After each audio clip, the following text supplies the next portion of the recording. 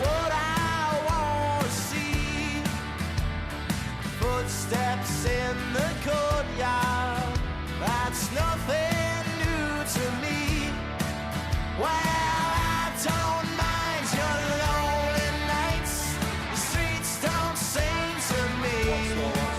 And this old town is getting me down, but I'll survive, 'cause I got northern soul.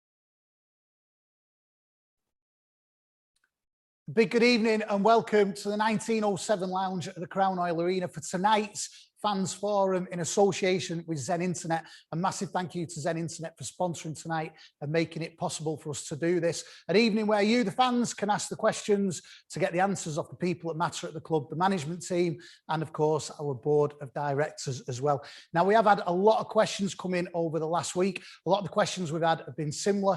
We're obviously not going to repeat questions tonight. So if you don't hear your name read out with a question, we can promise you that it will be asked maybe by somebody else. And we are going to cover absolutely every single topic that has been sent in to us. Now, if you want to send a question in tonight, whilst we are doing this, you can do. What you need to do is email us.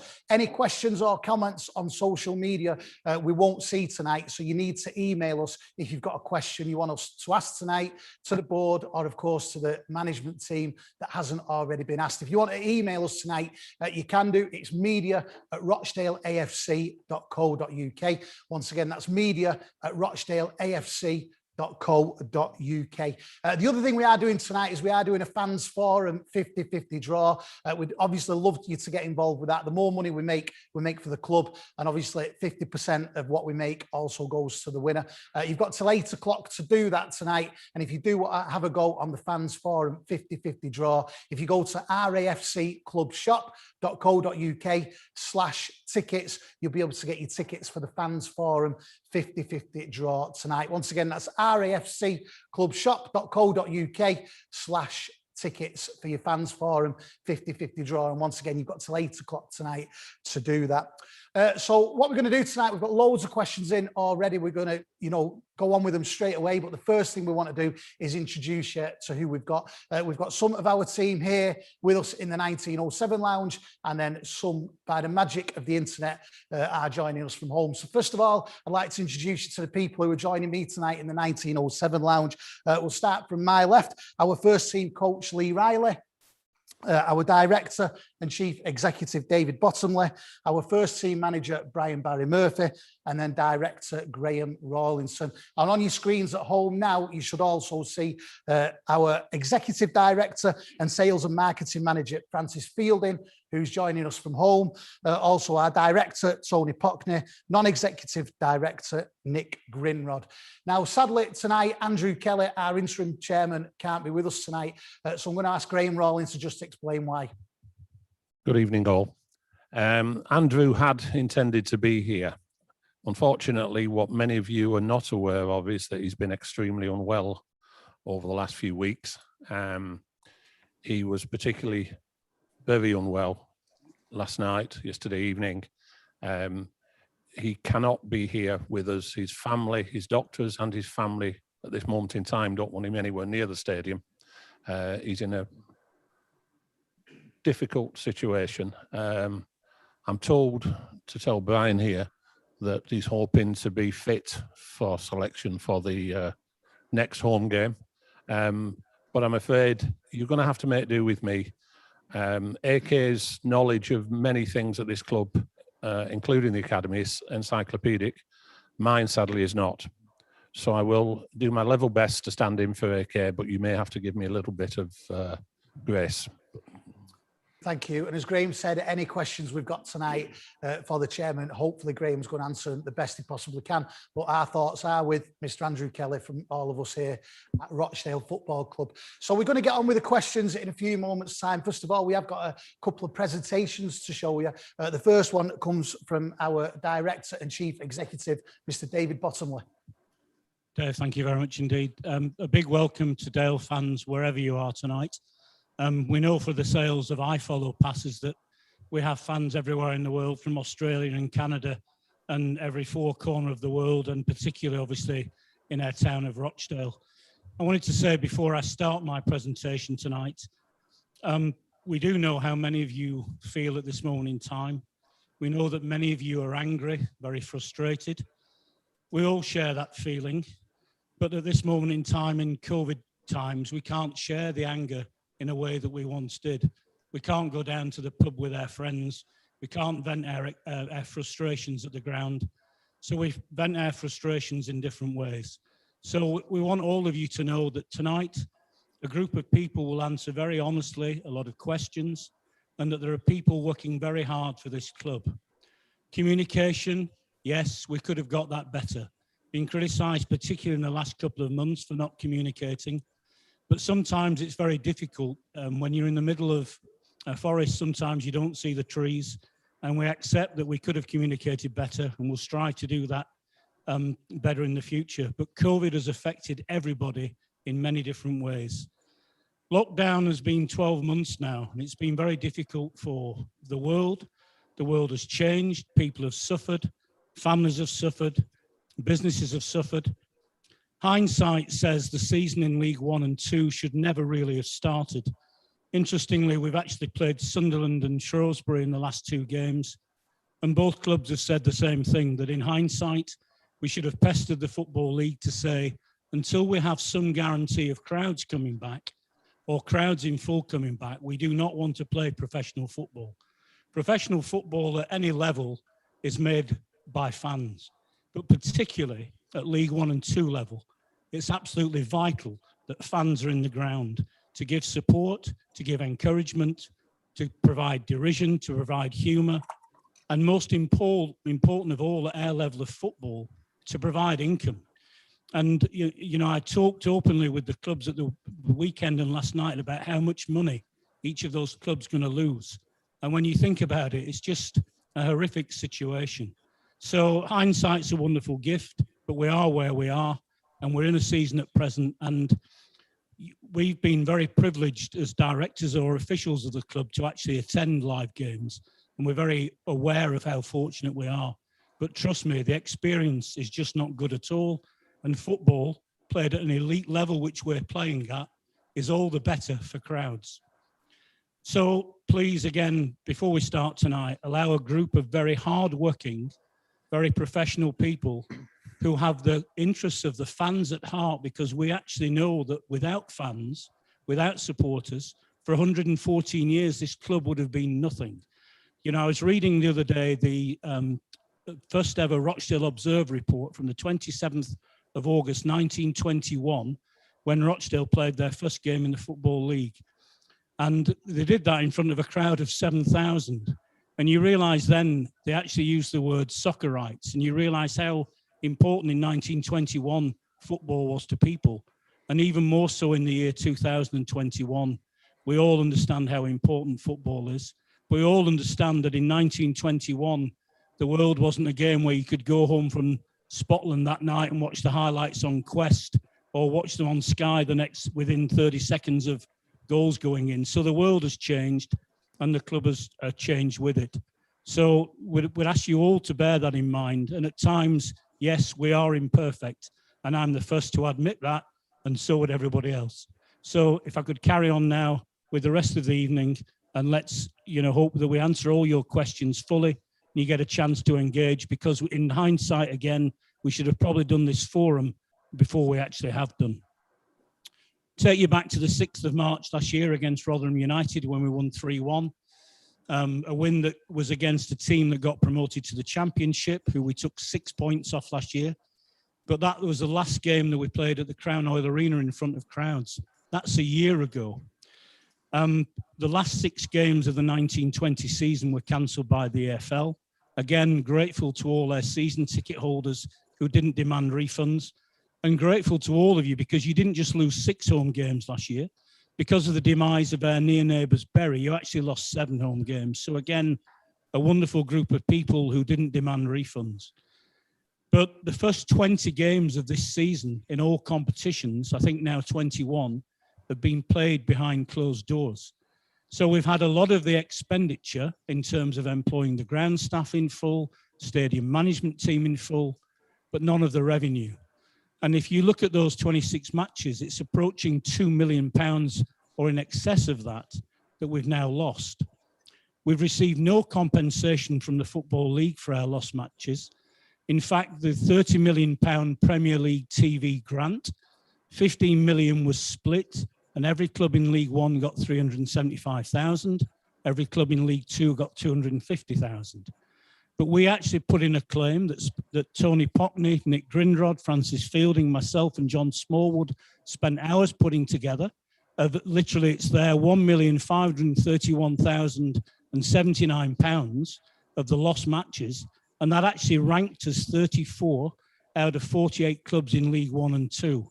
And I can tell you that only the top 18 clubs out of 48 got any payment. There are clubs in League One that got payments of 2.2 million and 1.9 million. And sadly, we got nothing because of where we are.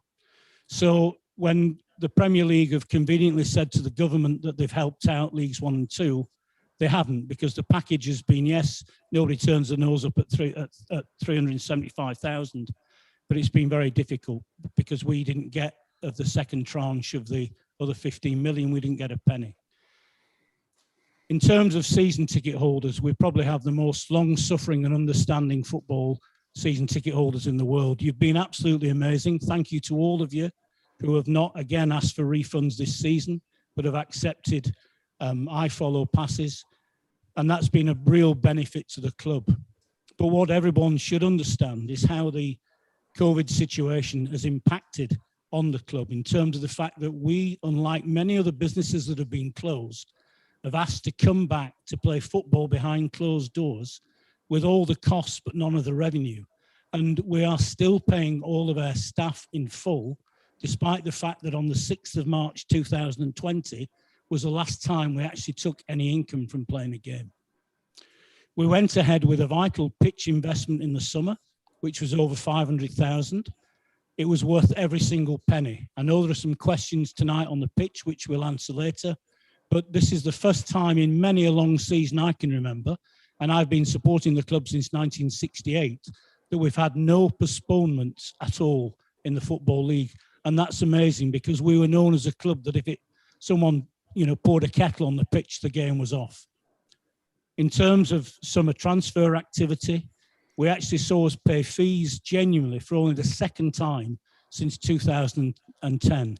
We paid a fee for Ryan McLaughlin in January 2019, but the last significant transfer fee the club had paid was for Chris O'Grady in the year we got promoted.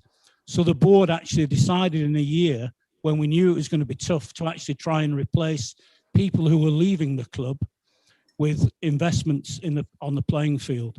And I don't want to steal any of Brian's thunder from later, but the strike partnership of Jake Beasley and Stephen Humphries, who we paid money for, have only played together for 3 games out of the 30 odd we've actually played. We also in January went out of our way to make 4 new player recruits, 2 of whom are permanent additions to our squad.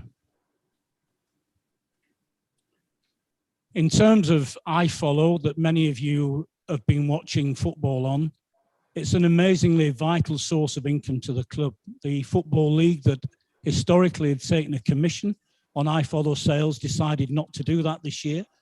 So whilst the Chancellor of the Exchequer gets 20% of every £10 that's actually sold, the club gets £8. And we've obviously given away iPasses to season ticket holders. Again, we obviously had to do that. But iPasses are vital for us. And, we look in envy. Some of the clubs in League One, even last night, were selling 6,000 passes on a Tuesday night. We actually, as a club, sold 196 home passes last night on top of the ones we'd given away to our season ticket holders. And Shrewsbury Town sold 663. But there are some clubs who are making a lot of money out of iFollow and their own TV stations, or that we had the same thing.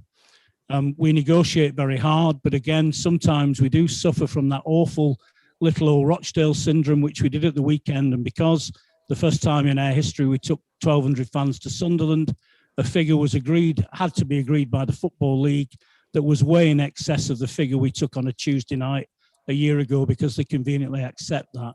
But please, iFollow passes are vitally important to this club getting through this season. In terms of digital revenues, we have a plan to expand that. It's no secret that we're advertising for a digital marketing person. Also, I must pay tribute at this point to our amazingly loyal sponsors. Crown Oil could have very easily have renegotiated their deal with Rochdale Football Club this year. They chose not to because they value the fact that they enjoy the relationship with what they consider to be a really good brand that portrays their business in a great light. Andrew Kelly Lettings have been magnificent. Smith Metals and Taurus Security, again, have all renewed in full their sponsorship. And as a club, we remain indebted to people like that. Also, Francis Fielding has done a remarkable job in getting Zen Internet, who, along with Rochdale's 114-year history, don't have the same history, but are one of the most successful businesses in Rochdale. They've gone from a startup business in a bedroom to be the third largest internet provider in the UK, which is no small achievement. And to sign a sponsorship deal with them in the middle of lockdown was truly remarkable. And would ask all fans, if you're having difficulty watching this tonight, please sign up to Zen, because it is the fastest and the best broadband. Tony Pockney is going to cover finances, but I just wanted to say to dispel some myths that when we went into lockdown originally on the 24th of March last year, we did furlough all of the staff, and only myself, Francis Fielding and John Smallwood were actually working at that time. And yes, of course, as Tony Pockney famously said last year in a lovely way, we have the lowest staff cost of any club in League One. The furlough scheme helped. But what it didn't help with and destroy the myth is, yes, it made a contribution towards the player cost. But when you understand the playing budget that we were operating on, the government furlough scheme came nowhere near to covering the cost of paying our players. And we continued to pay our players in full throughout the entire lockdown. We also made a massive investment in making the stadium COVID safe. I was smiled at watching a BBC documentary last week when a leading medical expert was asked, what did you get wrong in the early days of the pandemic? And he said, oh, it was hand sanitizers, because whilst that's great for personal hygiene, we should have recognized that COVID's an airborne disease and you don't really need hand sanitizers. And I thought, thanks, because we had a bill for £38,000 for putting the sanitizers we put in the stadium. So it was yet another investment we had to make. We've made investment off the field, which a number of people have criticised and have said, we've never needed those staff before. I've got to tell you from an honest point of view that the club now is getting better organised off the field than it's ever been. And the entire reason for that is not anything but the generation of income that we can put onto the playing field to give Brian and Lee the opportunity to recruit the best players we can alongside our own academy. Another myth is that the board aren't ambitious. We are very ambitious, but we still seek outside investment. We still desire a facility that befits the success of our academy and the success the academy has achieved. We can only go up and envy Poolfoot Farm at Fleetwood, where Andy Pilley, the chairman, spent £9.5 million of his own money on building the most amazing facility for the academy, for the team, and for the people of the Wyre Valley and the Fylde coast area. A training facility of the first team remains an absolute must for this club, but the long-term desire still is to have a facility that befits the success of our academy. In terms of where we are as a club with staff, I have to tell you that the morale has never been better at the football club. We did a number of things at the back end of last year, some amazing initiatives that were staff inspired, like the Halloween tours, delivered brilliantly by Dave Sweetmore, who's hosting this event tonight. And we had brilliant plans for Christmas tours and a grotto that was sadly postponed. So they were just wonderful ideas that came out of an incredibly motivated staff working at the football club. Also indebted to the David Clough legacy, an amazing boost that will improve fan facilities at the club. And we are all indebted to Richard Wilde and Francis Collins for the hard work that they've put into doing what David Clough's will would have been with that legacy. And there are a lot of things that are happening, and there is more to come. Media interest in the football club has never been higher for a lot of reasons. I know our goal scoring spell has suddenly dried up, but in January and December, we were known as the kings of entertainment because we were scoring goals at will. And so things like the Halloween tours that we did in November, again, just the most amazing interest in the club. And you can't put a price on that in terms of also for the town of Rochdale, how important that is. We also have the greatest respect within the Football League. And I was talking today to somebody who was involved in our recruitment for a sporting director. And they said that everybody of the near 200 applicants that have applied for that job has said what an open, honest and transparent club Rochdale are. And that's a refreshing difference in professional football. So we'd all like to see a situation where we return to that, which is crowds at the Crown Oil Arena. We hope it's not very far in the future, but we are going through difficult times. Yes, I fully accept myself that communication should have been better, and we'll try and improve on that. But please understand the situation we are in and all take a deep breath and recognise how hard people have tried to keep this club on an even keel for 12 months when no finance has been coming into the club. So on that point, I'd now like to hand over to Tony Pockney. Super, thanks very much, David. Can you all hear me at least in the Crown Hall Arena in 1907? Can you thumbs up or something? Lovely. Okay, that's probably the most positive reaction I'm going to get this evening, and I'll take it. Tonight's probably going to be mostly about football, I hope, but I think I know that's why I'm here. But I wanted to take 5 or 10 minutes just to talk about the finances. There's a bit of repeat from David's presentation, but the key thing is, I want to get some key points across to you.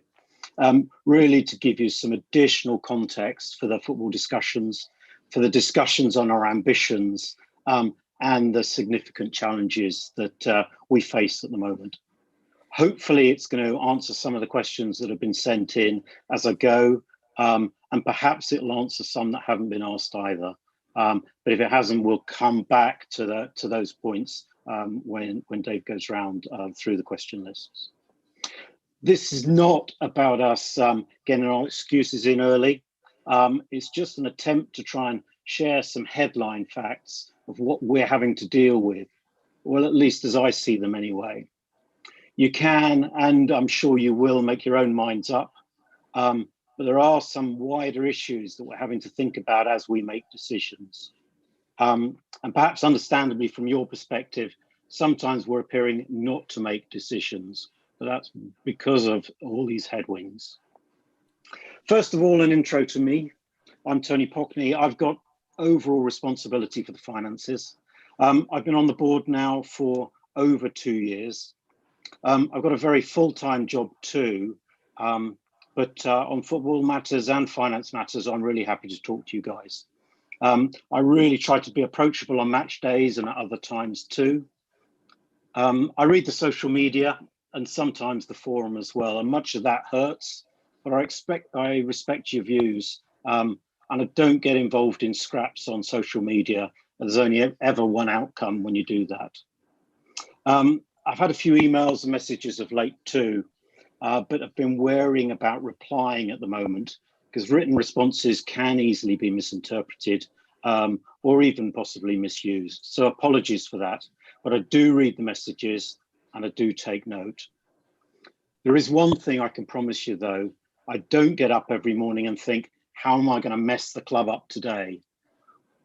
A few people seem to think that's our sole purpose in life. Good, I can promise you it's far from that. So thinking about the last fan forum, and sorry it's so long ago, I presented for about half an hour or so with a strapline, "Where's all the bloody money gone?" I'm not going to repeat that bunch of slides. I will do in the future and do some comparisons. But what I did want to do is talk about the finances in a minute, but firstly, just to remind you of a few things that I talked about at the front of that presentation. And David's alluded to it already, but first of all, the ownership structure and the role of the board.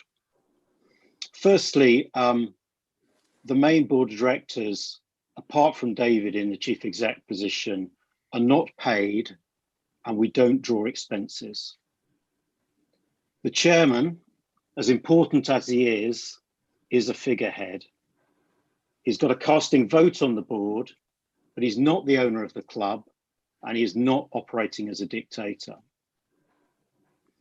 The board members are all reasonably major shareholders, but I can assure you we don't get share dividends. And you'd know if dividends were paid because they'd be paid out to any shareholders. And of course, we don't expect any payouts. Therefore, we're not lining our pockets and we're not extracting cash. Yes, we do rub our hands together with glee when a deal gets done, but that's because money's coming into the club that we can reinvest. So we don't extract money, but in fact, we do contribute. We've bought shares, we sponsor, we buy boxes or season tickets, we buy lotto tickets and half-time draw tickets. And just like you guys, we hope to win from time to time, but it never seems to happen. We do also give our time, and quite a bit of it. And you'll be surprised to hear we give our hearts and souls to the club as well. And contrary to popular belief, we do have hearts and souls. We're here as directors, but also as fans, to try and give the club the best possible chance of success for achievement and growth on the pitch. But also, as a current crop in a long line of directors since the 1900s, we have one long-term aim, which is the custodianship of the club. We want to make sure it's kept alive for generations to come.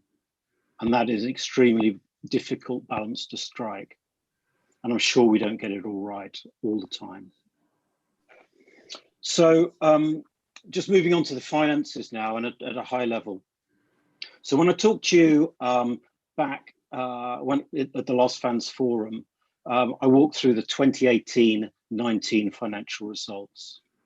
This was the first set of books I prepared as I arrived on the board, and it was difficult reading. I described how the club had made an overall loss of 1.2 million in the 18-19 season. And it was clear to us that we couldn't sustain another loss for the following year and survive as a club with our current ownership model. Indeed, early in 2019-20, we nearly ran out of cash and some of us had to bridge the club for a short time. Historically, Rochdale's operated on a hand-to-mouth basis year on year. And what we're desperate to do is to try and break that cycle, to make profits that we can reinvest for success and to fund our ambitions. But of course, COVID had a significant impact on that plan. But for 2019-20, we set out and we needed to trim the budget from what was an unsustainable level. And although some player contracts worked against us, they weren't coming to an end. We were able to trim, we were able to change. And whilst the accounts are still being finalised, our outcome for last year was better, even with the season ending early. Overall, we made around about a 1.5 million profit. The reason for that is we were, one, very prudent, but also we were boosted by 2 magnificent cup appearances. We benefited from some player sales and secondary deals. Although I have to say the cash from the great Craig Dawson transfer is in the books and in that profit, but not all in the bank yet. That's come at 2 tranches. We've had some this year and there's some we don't even get till next year. We know fans made sacrifices too for the club. And as David mentioned, many fans left their season ticket money with us despite missing 6 games. And that was a really helpful contribution. And overall, we were hopeful that the EFL squad salary cap would really start to kick in over this year, not only to level the playing field, but to start to drive down player wages. But unfortunately, that's come unstuck, at least for now. So for 2020 and 2021, with no sign of the end of the pandemic, we reluctantly had to set an even tighter playing budget, and we worked hard with Brian to do this. We knew that revenue was going to be really limited, but we hoped for an opportunity to bring fans back, and that nearly happened around Christmas and then unfortunately the doors were slammed shut on us again. We'd hoped to bring the fans back to improve cash flow, and if we did, we thought there might be some headroom in January for some more investment. We started the year with money in the bank, but it was really vital that we didn't spend it. However tempting, it had to last us for the whole season. And I have to say, you know, the colleagues put up with me as an annoying and broken record around the board table with answers like, no, you can't spend it yet, no, you can't, or not that much. But despite that, we did sign 2 players for transfer fees, which were reasonably hefty for Rochdale standards. And as David said, you know, the first major transfer fee since Chris O'Grady. We had to invest a colossal amount in the pitch, although we are paying for it in installments. And as David said, we wouldn't have seen football through the winter if we hadn't done. And even, you know, the recovery mechanisms before were 25,000 a week on a dome. So, you know, even if we hadn't spent on the pitch, we'd have still had to spend a lot of money trying to keep games on. And there'll be more news on the pitch later. We also had to put in a new ticketing system. And again, we'll be talking about that later to one of the specific questions. But that did mean that we could put turnstiles in that would be cashless, automatic, and therefore COVID safe. We strengthened the side again in January with cost and value in mind, but with an aim to support Brian and to try to improve results.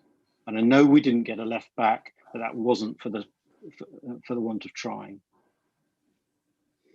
We've had a question about whether we're trying to save our EFL 1 league status or the club. Frankly, it's a really tough call. Of course, we want to give ourselves continued League 1 status. We'd be crazy not to, with all the revenues, the appeal for the fans, and just the glory of being in a great league. But we have a duty to ensure our great club, established way back in 1907, survives. And this has been a constant worry for us this year. As David said, the only revenue and cash to speak of is from a few meagre sources.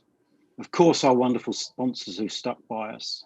You guys, our fans, but saying that, yeah, season ticket sales are down, and some fans understandably felt they needed to ask for refunds. And we understand that too. The EFL have provided some funds, partly in a loan, but also the emergency grant. But as David said, 375k didn't go very far, and we didn't get any top up. We've had to secure loans from the EFL, from the Rochdale Council, from bounce back loans from the government and banks. But of course, all of those have to be paid back. And we've had various holidays on rent and PAYE, and some of that's building up, and we've got to pay it as well. We've had some small grants from the council, iFollow revenues, the shop, the lotto, and the half-time draw. But of course, we've lost revenues from footfall, from tickets, from hospitality, from Matchday sponsorship, from events and conferencing. So that's really hit us hard. And then the costs, they just keep coming. So despite furlough, many of our staff have got important and vital work to do, and of course have to be paid. And especially the players and management, we haven't been able to put on furlough, and they've had to be paid in full. Frankly, putting on a match behind closed doors is not far off the expense of being open. So we've hibernated as much as we could to reduce cost, but that's been limited in nature. And then, of course, there's the COVID bill, the testing, but even the sanitizing units that are everywhere have cost a small fortune, and most have been lying dormant, waiting for you guys around the stadium. I can't say much more at this time, but with all of that, as you can imagine, the financial headwinds we faced this year have been incredibly tough. And it is going to be difficult to get to the end of the season without the cash running out. And that's one of the things that I and fellow directors are absolutely losing sleep about. We're looking for further funding.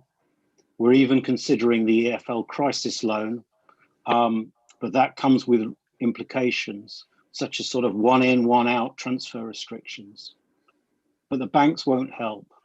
So we've courted investors, we've had some ridiculous offers and listened to some ridiculous schemes and marched a number of people down the road.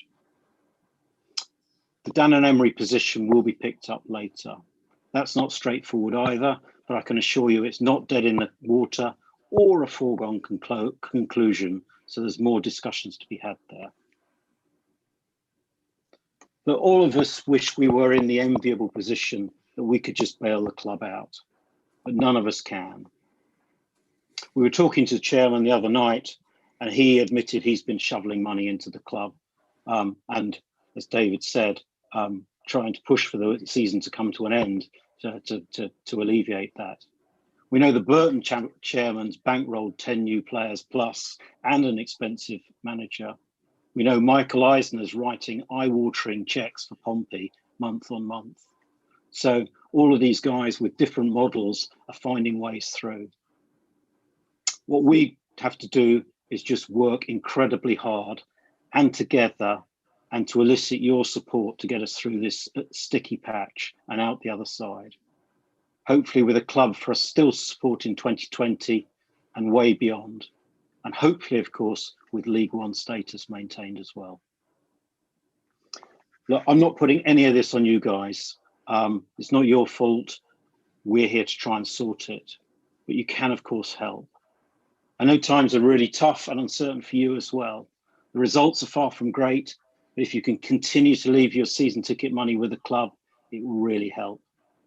Next season, of course, we'd love you to buy season tickets. The earlier, the better.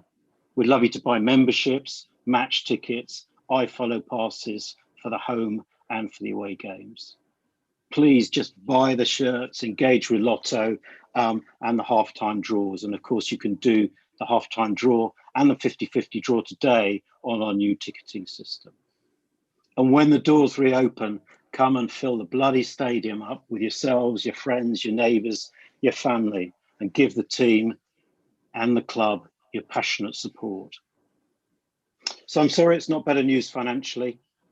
I'm sorry we just can't simply buy our way out of trouble, but I'm not sorry that I support and love this club.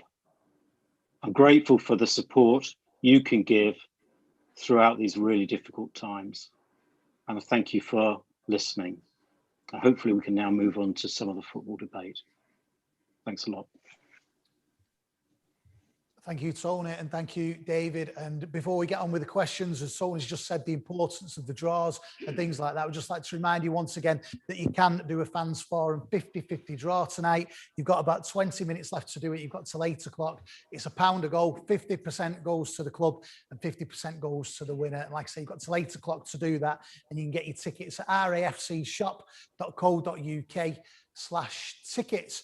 So we're going to get on with the questions straight away. We've got a lot of questions to get through tonight, and I do think we do cover pretty much every part of the club that you want to know about. But like I said earlier, if you want to get a question in tonight, you can do by email, and the email address is media@RochdaleAFC.co.uk. And if you send a question in that's not like one of the ones we're going to be asking tonight, we will put it to our management team and board. But without further ado, let's get on with the questions. The first question is for our manager, Brian, and it comes from Jason Lynch, and it says, although we are going through a very difficult period, we seem to stick with the same philosophy and style of play. Can you explain why? I can try, Dave. Yeah. I think when you're on a run like ours or in a position like ours, a major area of focus will be the style or what's going wrong and what's going right. And at the moment, probably a lot is going wrong. In terms of the style or our identity as a club, I think the way we do things is very much a club philosophy. And to that, there's, I suppose, three key parts. A huge area of focus for us is player development to satisfy the demands or the situation we face at the moment and what we can develop as assets for the club as we've done in the past. And if you look at our record in terms of right back to the Craig Dawson when he went to West Bromwich Albion, a key determining factor for them was his ability to play in the style that we were playing then, which attracted them to him. And going back to Wolves last season, Luke Matheson is signed by those, and Kevin Thelwall, the head of their recruitment, the first thing he says is, you know, his ability to play a certain style is what attracted him to the player. So we have a huge responsibility to develop players as saleable assets for this club, bearing in mind it's been highlighted even more based on what we've seen last season. And the way we develop our players and what attracts other clubs to them is a key part of the way we play. That can't just be changed on a weekly basis, depending on what happens in a result. You know, it's a real vision of what we do as a club and what makes us different. I suppose in terms of the players we can attract to the club, both in terms of loan signings and permanent signings, I think it was very good that Tony said what he said regarding the challenges we faced this season. And our main objective as a club was to have a club at the end of the season. So from there, Tony gave us clear guidance on what we had to do. For us as a footballing staff, you know, we never argued with that once. We took it on board and we tried to accrue the squad we have at the lowest cost possible to the club. And that involved acquiring loan signings from highly respected clubs like Arsenal, Brighton, Man City for the first time, I suppose, in our history, for as little contribution as possible from the club. So again, if we didn't play the way we did as a club or didn't have the reputation we had, as David alluded to, we wouldn't be able to get those players and we wouldn't have been able to assemble the squad we have. And I suppose at the very end of that, then the players we've managed to attract on permanent transfers are attracted again by what they've seen before in terms of players develop and move on to other clubs with the same aims and visions of doing the same thing. So if we want to change the style or move it on to something different, then it'll have to be a gradual process and very much a club decision, because if we do that very quickly, the likes of Owen O'Connell won't be playing for the club. The likes of Stephen Humphreys won't be attracted to the club. Ollie Rathbone, all these guys come here because they have a clear idea and a clear vision of what we do. I think within any moment of the season, I think there'll definitely be occasions where the style will be questioned and we'll do things wrong. So like as we'll say last season in Fans Forum, we'll keep the ball at the back way too long, or we won't get it forward quick enough. But that's very much an in-the-moment thing and small adaptations. But if we want to change the overall philosophy of the club or where we want to take it, I think we have to be aware of what it'll do to the whole club and what the implications of that will be in terms of assembling a squad, and the increase that we need in the budget that we don't have, and the impact it would have on future sales, because it wouldn't be the same. Thank you. We've got a few more questions for yourself and Lee before we move on to the directors. Now, the next question was sent in from Jacob Wright before last night's game.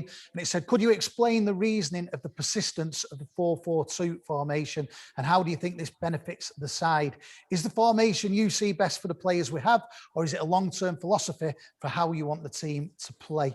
And like I say, that was sent in before yesterday, so maybe you could explain why you changed it last night as well. Yeah, I would say we have to be quite flexible in our role. I suppose for the last 18 months, we as coaches would always say that we have to find solutions based on who's available. And in our squad, with the conditions we have to work with, and we never have a set formation that we feel as if we're going to play every week.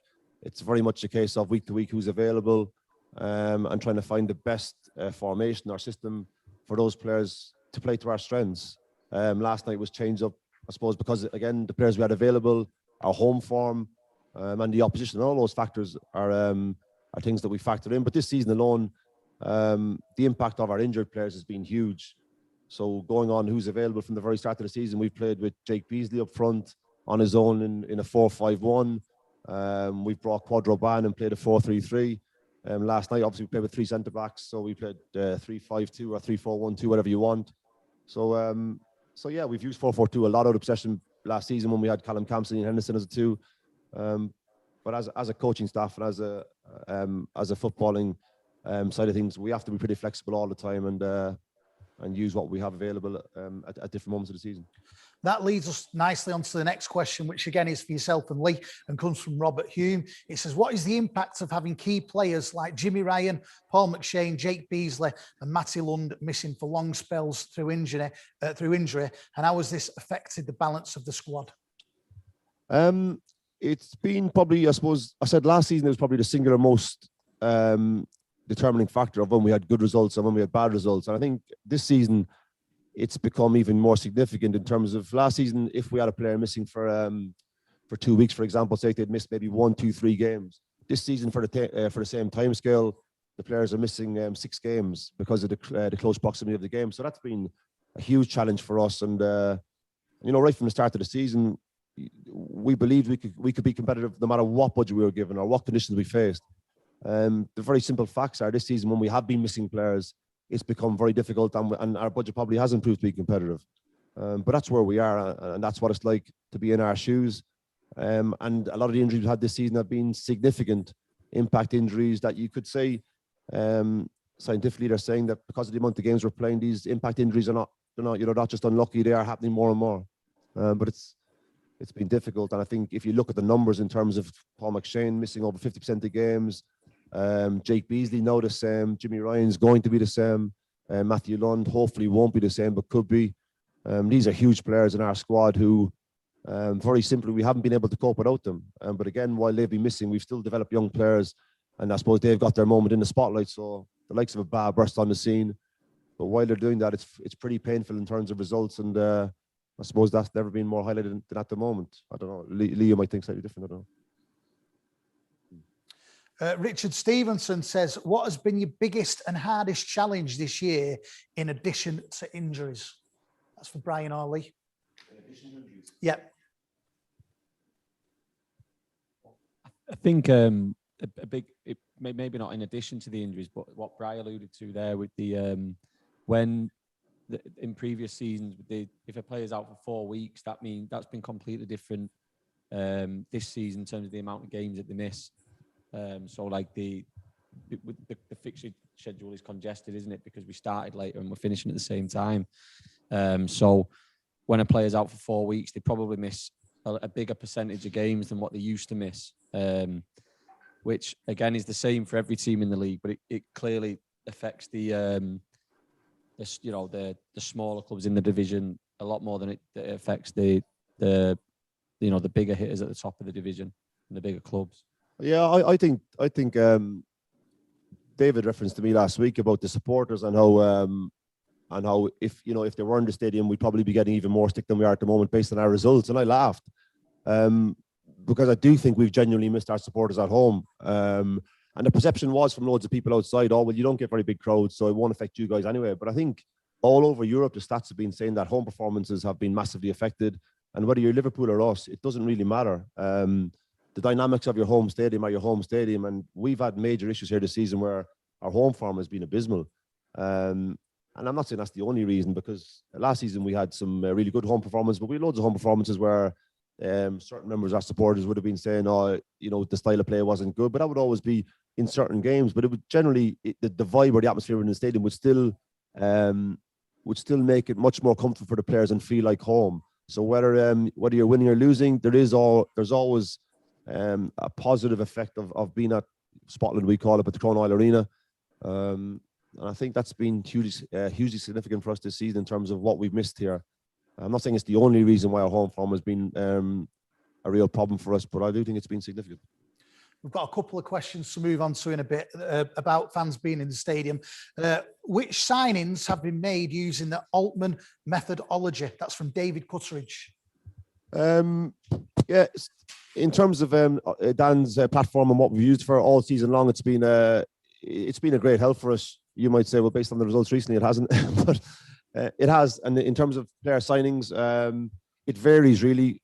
For example, the likes of Stephen Humphreys, or a Jimmy Ryan or a Paul McShane, for players who have huge EFL experience, or there's a large collection of stats or numbers on their performances, we would always run it through Dan's platform before we, I suppose, present to David and the board to make sure it looks as good as we think it is. And then it's different for the likes of Jake Beasley or our loan players, where there won't be as much information available.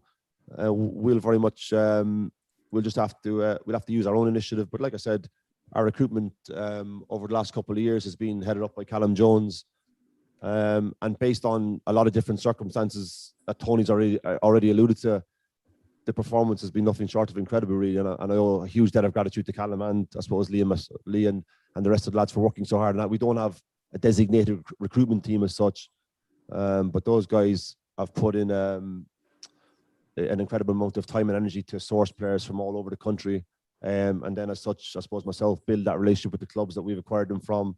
But Dan's platform has been useful in terms of, I I suppose, confirming what we believe is right, and sometimes just alerting us to things that we can't quite see with our own eyes. Thank you. I think worth mentioning the platform Smarter Scout that Dan uses. We're also using it to try and benefit the players that we have got already. So in terms of like what Brian talked about, individual player development, and trying to improve the players we've got for ourselves and the first team in the now, but also try and develop the players that we've got and make them more attractive assets for the football club, especially the younger players, but some of the older members of the squad as well. So obviously the Smarter Scout platform provides us all sorts of numbers on the performances that we know clubs higher up the food chain using similar systems in their recruitment to recruit players. So that it's very helpful for us in terms of the individual player development with the first team, and showing the players where perhaps they can improve, again playing for us, and also to help their own ambitions of moving up the pyramid and playing at the higher levels. I think the last thing on the Smarter Scout, I think it's very useful, jumping back to your first question about style of play, and there can be a lot of perceptions at different stages of the season about how much we play at the back or how much we get into the forward areas, and irrespective of the result, we can get real clear pictures of what those numbers look like based on each individual game. We get a full review and a full preview of upcoming games, and it gives us a very balanced overview of what we're doing during the season, which is very useful for us.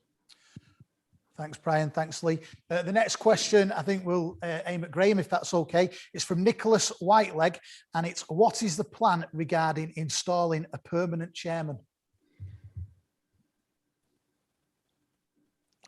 Fluid would be the simple way of putting it. The chairman historically has been chosen from the board members. At this time, we only have 4 members of the board.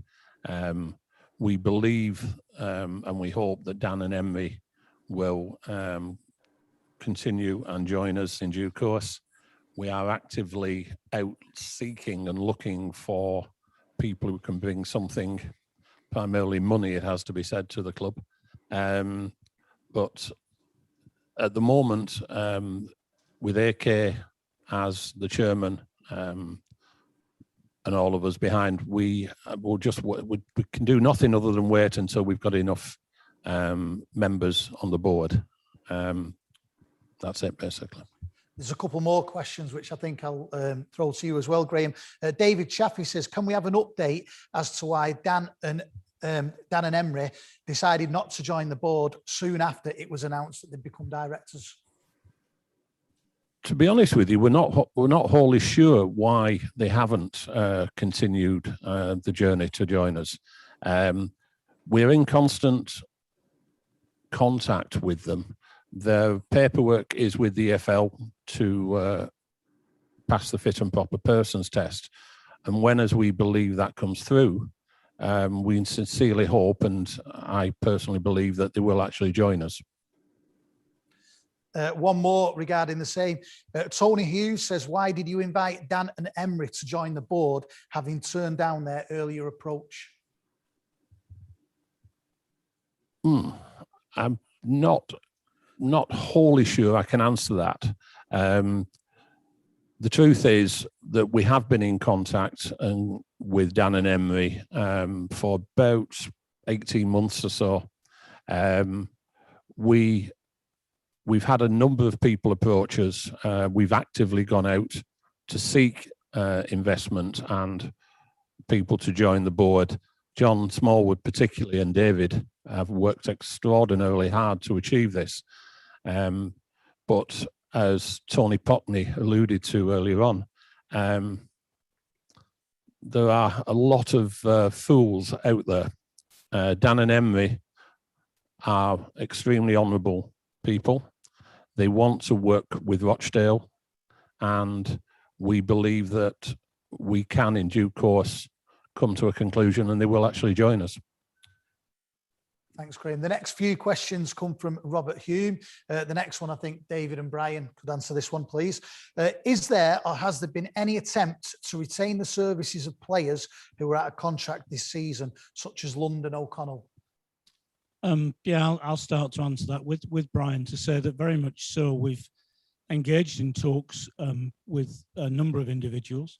It's a very difficult situation we find ourselves in, because at this moment in time, we want to, as Tony Pockney has said, and I said earlier, guarantee the future of the football club as much as we want players to be part of that. Players have a very short window in their lives when they can earn money. So players are always going to ask for more money than you can ever afford. And with negotiation, you come to a compromise. But, rest assured, we are more concerned with the future of the football club than we are with in terms of individuals. And that's individuals across the whole of the business. But, Brian and Lee work on plans every day. Brian and Lee work on plans all the time in terms of, this player and that player, because they're evaluating and they're doing the job professionally and correctly. So yes, we have engaged, but we can't give anybody any guarantees at this moment in time of where we will be financially come, the 7th of August next year when we kick off the new season. Yeah, I think the same day from our point of view, it's the same as in pre-season, really. Tony, David, the guys at Boredom level are much better qualified than us from a financial point of view. And from my point of view, conversations with Matthew London and O'Connell have been extremely positive. And they're saying, irrespective of what division we're in next season, they would love to stay at the club. But that's been relayed to the board. But again, from David and Tony, I'm not saying for a second that is an easy thing to find a solution on come the end of the season or no. But at the moment, they seem very excited by the future of the club, despite the obvious difficulties at the moment. But I think it's very good news. And I think there was a couple of people said to me during the week, about what next season looked like. And I think irrespective of how difficult it seems in this moment, one of the things that we managed to do, despite all of the real difficulties that Tony and David have alluded to, is assemble players who, no matter what happens this season, and we still believe very much that we're giving everything because we believe we can do something special towards the end of the season. But irrespective of that, there's a core group of players there: Ollie Rathbone, Aaron Morley, Conor Shotnessy, Conor Grant, Stephen Humphreys and Jake Beasley, that are guaranteed to be at the club next season. And if you add the likes of Matthew London, Ola Conn to that, I would say any Rochdale supporter would be excited about that prospect.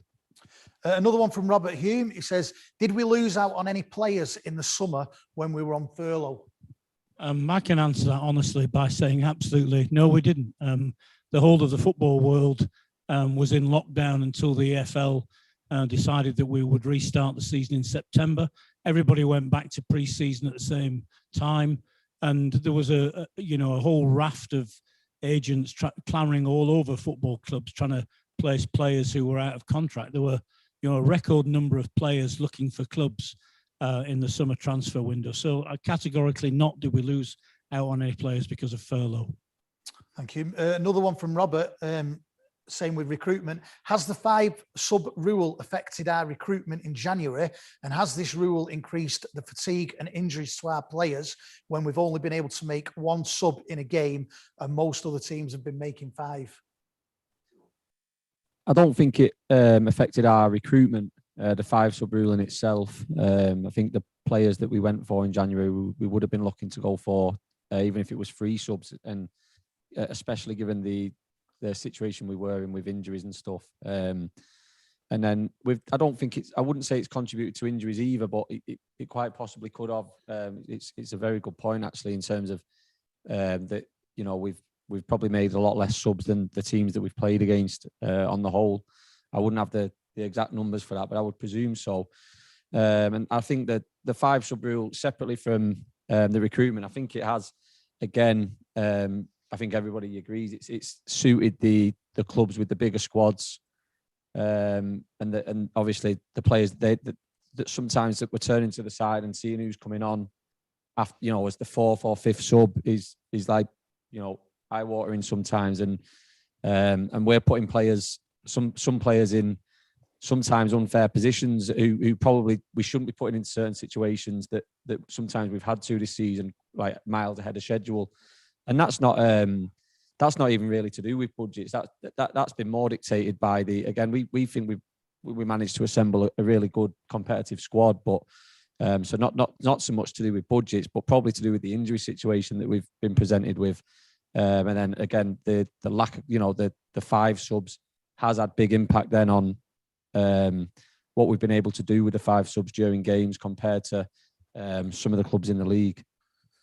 Yeah, I think that in January, I think there was never a possibility, or I wouldn't have wanted to go out and sign 5, 6, 7, 8 players because it wouldn't have been consistent with what we were doing. We all agreed in August that we were clear on our objectives and what we were trying to do this season, and that was assemble a squad for as little as possible and develop as many players and assets at the club while remaining competitive. So the likes of Conor Grant and Conor Shaughnessy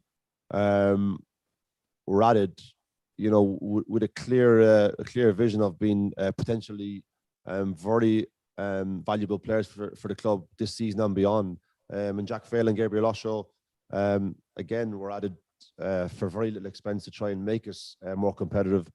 But that's been, I suppose, you asked what's been one of the most difficult things this season. I think that challenge of being competitive against finance, no matter what we say, has been really difficult.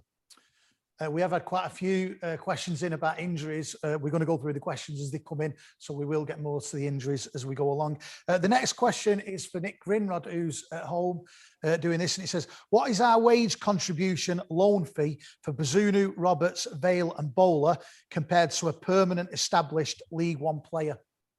Yeah, so I can answer that. Yeah, I think the short answer is that roughly probably a quarter of what you would normally pay an established AFL 1 player. But the reason we've been able to recruit the players for that level, for that lower level of sort of cost, is down to sort of Brian's growing reputation, really, in terms of his style of football and the relationship that he's built with the likes of Manchester City, Brighton and those. And if you look back to last season, bringing Robert Sanchez through, played a number of games. He's now playing in the Premier League, doing really well in the Premier League. Rhys Norrington-Davies made his international debut, full debut for Wales last season. Earlier on this season. So Brian's given him the game time, and the clubs basically are happy to do a deal with us in terms of providing those players for a cut price, really, compared to what we would normally play for established League One players. So it's been fantastic, really, and that's down to, I suppose, to Brian and David's negotiation skills as well. Thank you, Nick. The next question is for Brian Orley. It comes from Curtis McVeigh, and it says, we've got the likes of Lincoln, Peterborough and Wimbledon coming up. Do you have any belief we can get anything out of any of them games? I've total belief. What I said last night, supporters, yourselves are probably sick of me saying, we're playing well in certain games and when we deserve to win, but we did last night. We just didn't. We didn't score any of our chances and we conceded 2 really poor goals. But that doesn't change what I think the squad's capable of achieving or what I know the players have produced in the past.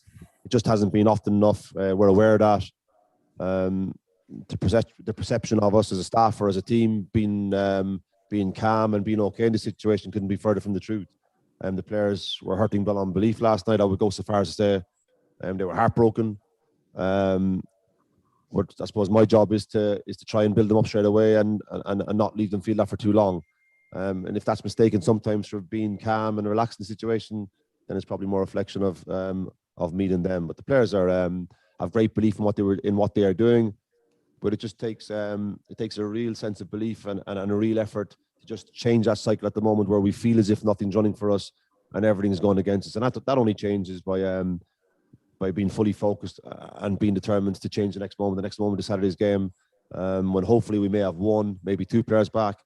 But every time we've said that this season, we've lost another one anyway. So we can't wait for those players because before you know it, we'll be in a situation that's beyond reprieve. So we have to make it happen ourselves.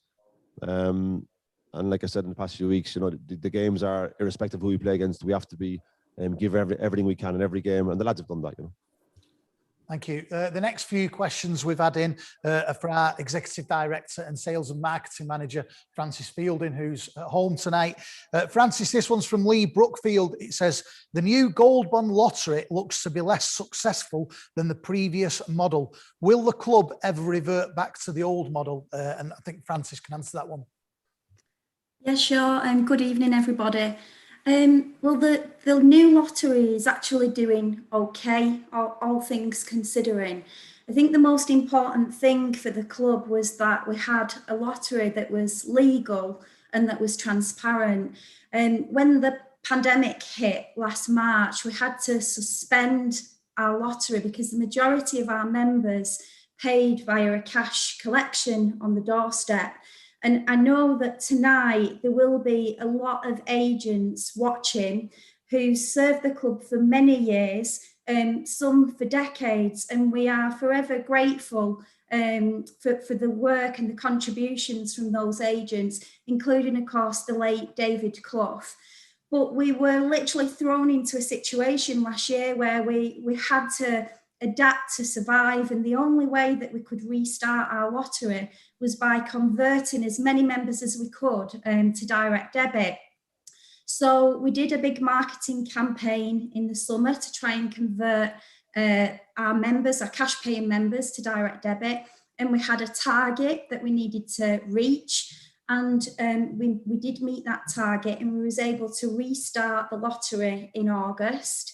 We published the first quarter returns for the period August, September, October, just before Christmas time. And we reported a profit of £5,000. And during that same period, we paid out over £12,000 in prize money. Now, it's not massive amounts of money, but it's a good start. And we are confident that going forwards, we can now grow the lottery. We obviously had the cost of the marketing campaign in the summer, but we have reduced the operating costs by around 33%. We've also, from October, restarted our half-time draws, which has been really successful. And we're getting new members signing up all the time today, a lotto. So we're hoping in the next couple of weeks we can publish the results for the quarter two. And that's really important to us, that we are transparent to supporters, and hopefully that you can see that that's improved as well.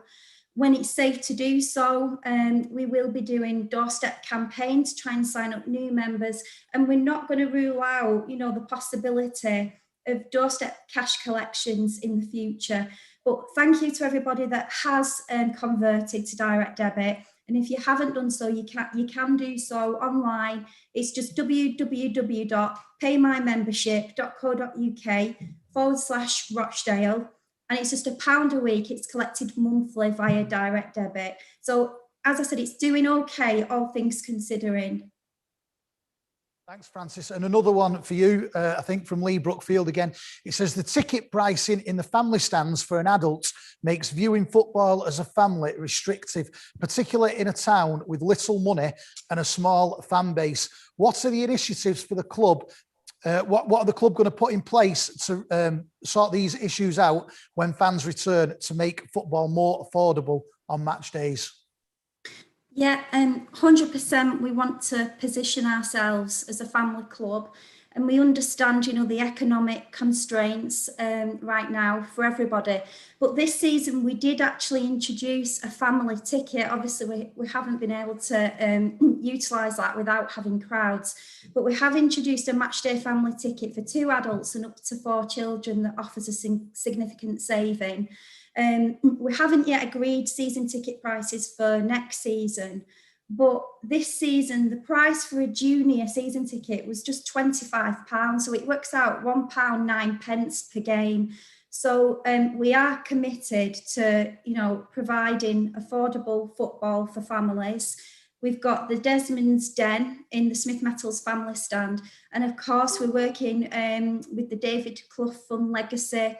And we've got the scoreboard that's going to be installed for next season. So all of these factors and things, we're trying to ensure that we've got a family-friendly club for the future. Thank you. Just before we go on to the next question, obviously we've done the Fans Forum 50-50 draw tonight. Thank you to everybody who got involved with that. The winning ticket number is 8636, and Michael Thomas, you've won 192 quid. So congratulations and thank you to everybody who did get involved with the Fans Forum 50-50 draw tonight. On to the next question. The next question, I think, is possibly for you again, Francis, and it comes from Robert Hume. It says, the club was criticised in promotion seasons for not making the most of increased attendances around the promotion games to retain new fans. With the office staff changes, are the club now in a position to do this when success comes back to the club? Yeah, well, I hope that we have been doing that for some time now. I mean, I joined the club back in 2015, and when I joined the club, my role was sales and marketing manager, and part of my remit was to do just that and to raise the profile of the football club within the town, increase the fan base, attract new audiences, and we had a strategy where we wanted to target a younger generation of fans. And I think that we've done that through a range of marketing methods with outdoor advertising, direct marketing, social media, press, radio, printed media. And I just also would like to just give some credit to our media team as well, because Leanne joined the club, I think it was about 10 years ago now. And when she joined, she was on her own doing all the promotions for Rochdale Football Club, and she was only working part-time. She's now, of course, full-time. We've got Greg Jones in our media team, who's also full-time. And we also have an amazing Matchday media team, including yourself, Dave. We have Martin Coulshaw, Paul Hudson on the commentary team, Dan Young, Stephen Ritter doing the photography and the videography. So they're sort of the voice and the images behind the scenes. And so, yeah, we're all committed to promoting the football club. And we are also hoping to advertise very soon for a digital marketing assistant to help us with that also. Thank you, Francis. The next question is from Dean Smith, and it says, the pitch has looked a little bobbly recently. Is that what was expected for this time of the year? Are the club happy with the pitch this season? And will any more work be done this summer? That's from Dean Smith. And I think, David, you could perhaps... The ground staff have worked brilliantly. We had Mallinsons, as you know, as contractors into not only lay a new pitch, but they went down to where the club had been in 1907 and put new drainage in. The reason that it appears less green than it was when people were openly praising it until we played Plymouth and Ryan Lowe criticised it, it was because we've had 2 sustained periods of having the covers down in sub-zero temperatures.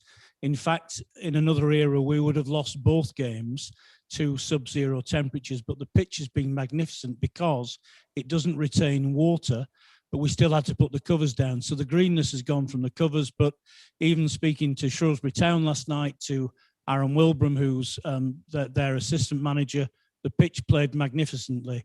Even though it isn't green, it's playing better than it actually looks, and it will become green. We're about to invest in a seeding machine, which we've never had before, to put back seeds on a regular basis, because allegedly only 4% of seeds that are ever put down germinate, or some statistic, correct me if I'm wrong, all you agronomists out there, but we're investing in a seeding machine. And as part of the contract with Mallinsons, there is a huge refurbishment program which will take place to that pitch every year. And what's important, remind everybody where we started at the forum last year. We've actually got a 10-year guarantee with that pitch. So we're investing in it and looking after it. And today is about the first time since it was laid that I've ever seen water lying on the top, but we would have still got a game on tonight.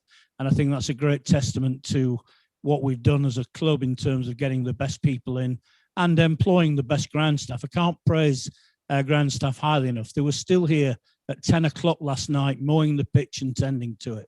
And that's an amazing, and they're dedicated to that pitch and the pitches at training ground, because they want to do the best for Rochdale and they know the investment we've made in that pitch. Thank you. And I think if we can just say as well, if you do want to know more in depth what exactly did happen to the pitch, one of our official podcasts on Spotify, which is simply Rochdale AFC, was with Mallinsons and our head groundsman, Richard Blackburn, where they do go into detail about the work that was done during the summer, if you do want to know more details about that. I think, Dave, there is comparisons to what David and the club have faced in terms of a business decision and a performances. And I think the club had a real sense on behalf of the club that they had to get this pitch sorted out, because we would have faced losing games over and over again this season. So The haste that David acted with was very good and got the pitch in a position where we were able to start the season on it. But like, I think what David said is right about the ground staff. They've been in a really difficult situation in terms of having to rush it through. And as such, now it's become really challenging for them to keep grass on the pitch. So it played okay last night, but there is a lack of grass on it, which can be very difficult. But it's just, again, I suppose a factor of the circumstances that we've faced on all different levels this season. We've had to do things that aren't ideal, but for the long-term future of the club are necessary, I think. Thank you. And we've got one more question about the pitch while we're on the subject of it again, of Dean Smith. It says the pitch at Spotland looks narrower than in recent years, yet our game plan was always to play more suitable to play at bigger pitches where we may have had more time on the ball. Was it brought in as a preference to the manager, or has the pitch work that's been done meant we had to? Could this be a contributing factor to this season's home form?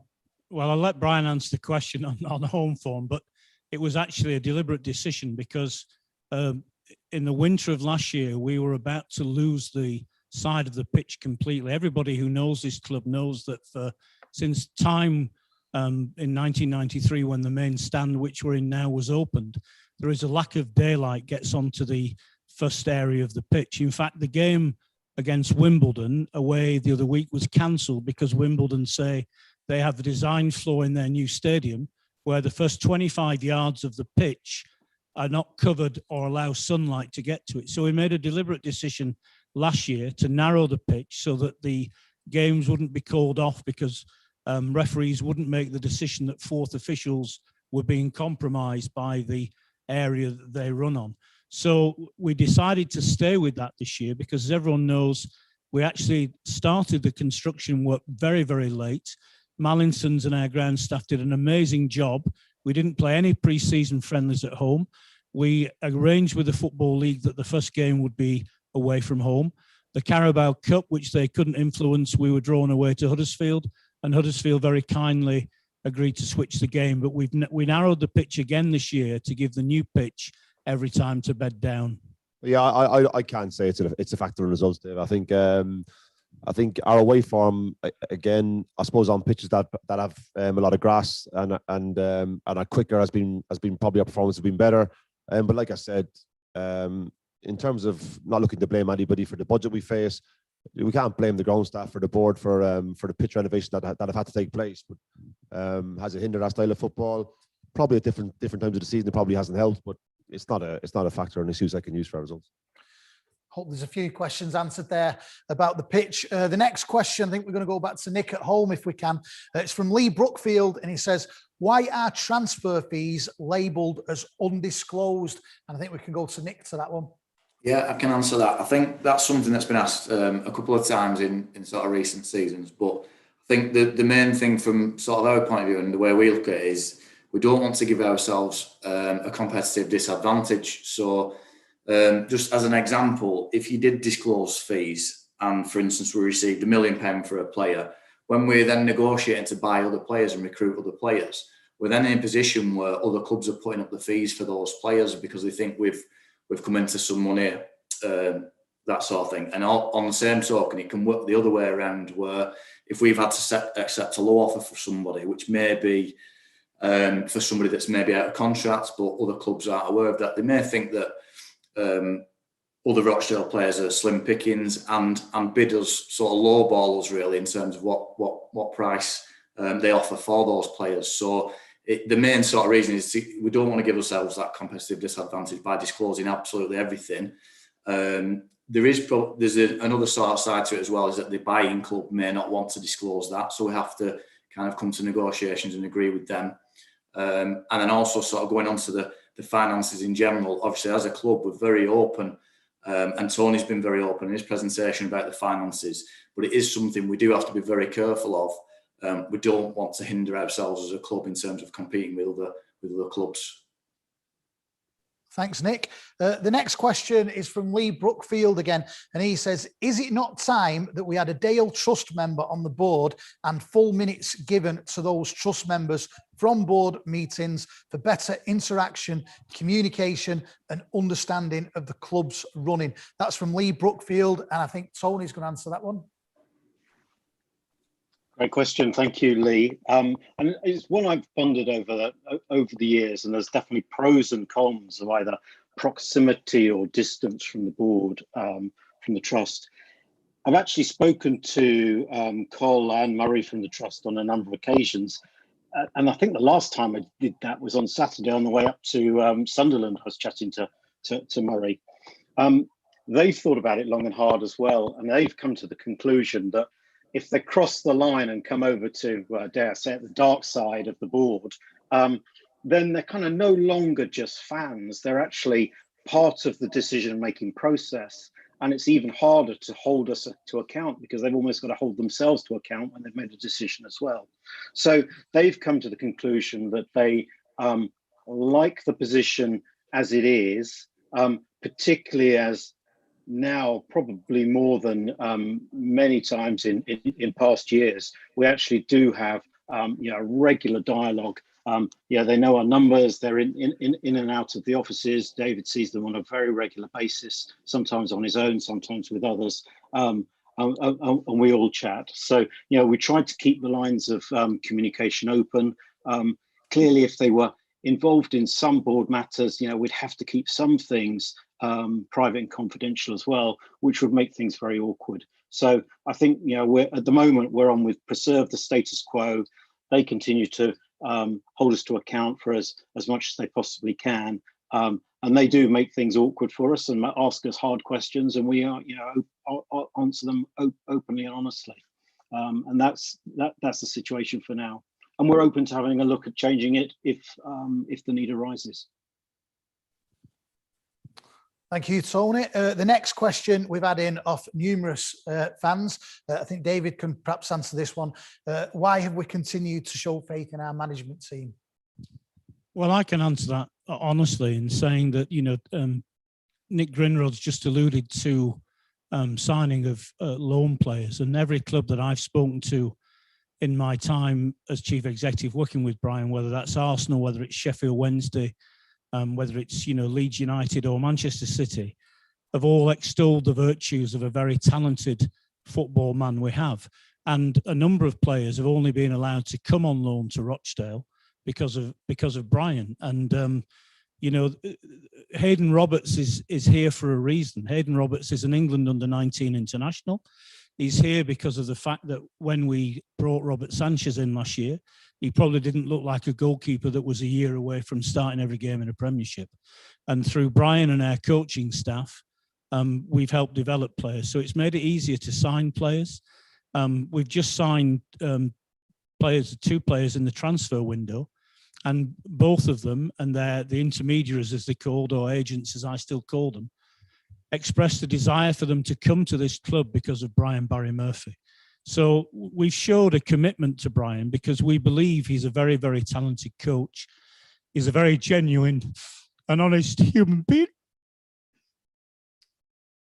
And I'm sorry, but as a club, we believe in the strengths of individuals and human beings, and we've supported him because we believe in him. And it's as simple as that. I think that David, it's kind of David and the club to issue those words. I don't expect a large majority of supporters to be happy with what I've done this season or to be impressed by it, because for large parts of the season I haven't been.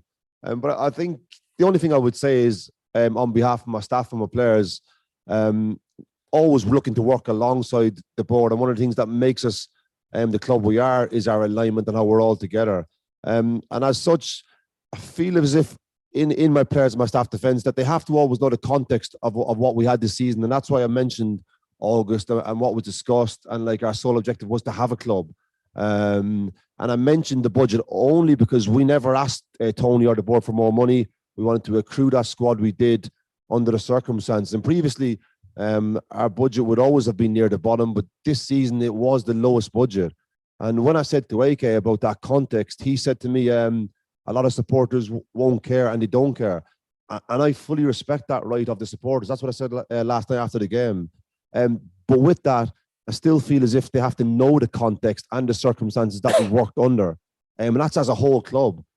And then by all means say, well, it's been rubbish, it's been this or it's been that. But only after knowing the whole facts. And that's not looking for excuses. It's just, it's not an opinion of mine, it's fact. Our budget at the moment is despite the additions of the Humphreys and the Beasley and the Shaughnessy and the Grant, which David and the board did a brilliant job of delivering on behalf of the supporters, we're still a long way adrift of everybody else in the division and below a lot of clubs in League Two. And that's not an excuse. It's just to give full context of where we are as a club, how the guys have managed to secure the future of the club. But it is important that we understand the work that's been done at the club at boardroom level, and particularly from my point of view, from staff and player level. And that's the reason why I wanted to speak about the players' efforts and what they've done over the course of the season. Are we happy with it? I'm not. I'm happy with what the players have done. I'm not happy with what I've done, but I understand that our lads are working incredibly hard to give the club the best opportunities of success now, in the summer and the future. I won't apologise for my emotion because I hope it demonstrates how much we care. But what I will say is we're a team. We're very aware of how frustrated and angry a lot of supporters are at this moment in time. Every single one of us in this room, I would include Brian and Lee in that, are actually supporters of this football club. The board is made up of people who are supporters of this football club. We don't ever, as Tony Pockney said, we don't ever wake up every morning to say, you know, I'm deliberately going to make a bad decision on behalf of Rochdale Football Club today. We all do it. We all do what we do because we love this football club and we believe in a plan. And sometimes the hardest thing when when you're walking through hell, you've got to keep going. And that's what we're doing at this moment in time. And we genuinely understand everyone's frustration. And please, nobody out there think that we don't feel it ourselves, because we do, but we have a plan and, we're sticking to a plan and we're supporting people. And I think, sometimes in life, it's very easy not to be the man in the arena. It's very easy to criticize and not recognize what goes on behind the scenes. Thank you. And one more as far as the management go of several fans, and I think Graham can perhaps answer this one on behalf of Andrew Kelly. Where are we up to with renewing Brian's contract? And forgive me if I've got the date wrong, Brian, but I believe your contract expires in May 21. 22, Graham. 22. Sorry, 21 then. My apologies. 22. When I checked, I think. You've got another year. Yeah. So there we go, May 2022. The next question, we're going to go back to Nick at home for this one. It's from Robert Hume, and it says, were we right to cut back during COVID when most other teams have gone business as usual? That's from Robert, and I think Nick can answer that one. Yeah, I think, first of all, I kind of disagree with the argument that other teams haven't cut back. I would say we're probably, if we haven't cut back, we were probably the only team that hasn't cut back during COVID. I believe there's actually a club now that's still deferring players' wages 20%, and they're not due to repay those wages until they've played 10 home games in front of full crowds.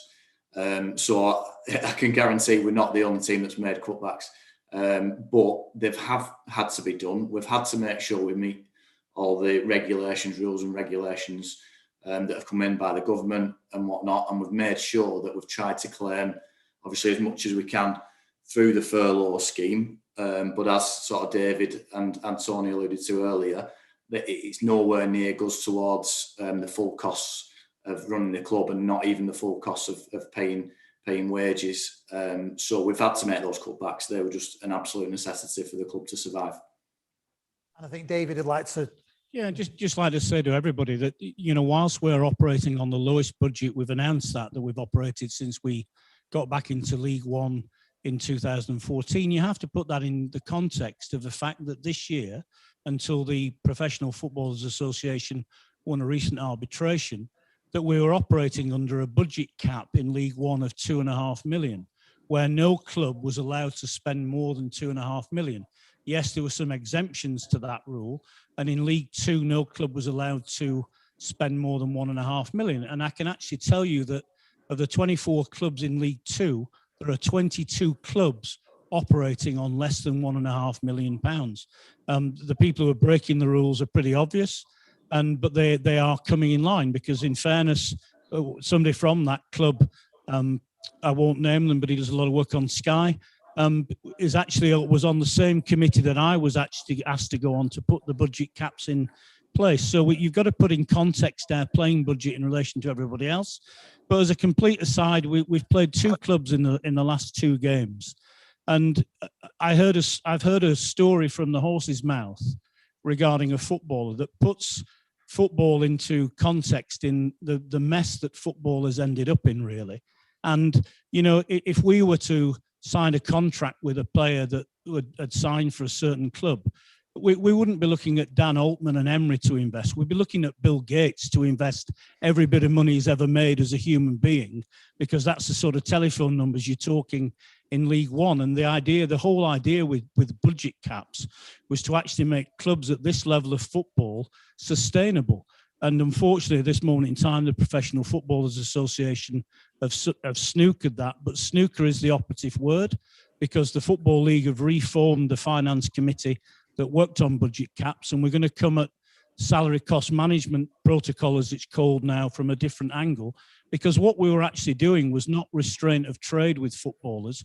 We weren't actually saying that a footballer had to be paid a maximum wage. We were just saying that a club had to operate under a certain cap. So yes, I accept the constraints of which we've operated under this year, but in context of salary of budget caps, the maximum was 2.5 million. Thank you. Dean has asked, why have Dale family rewards cards had no monthly rewards since November? This is particularly frustrating given we haven't been able to take advantage of discounted iFollow passes and match tickets as originally promised. And I'm going to throw that one to Francis at home, if that's okay. Yeah, and we would like to sincerely apologise, because hold our hands up, this is an oversight. Not making excuses up, but a lot of the office staff have been furloughed or part furloughed over recent months, and the staff that have been working have had to take on additional responsibilities. When we originally sold the Dale Family Rewards cards at £25, the idea was that they would offer reductions on Matchday admission prices, so you would get £5 off a Matchday ticket price.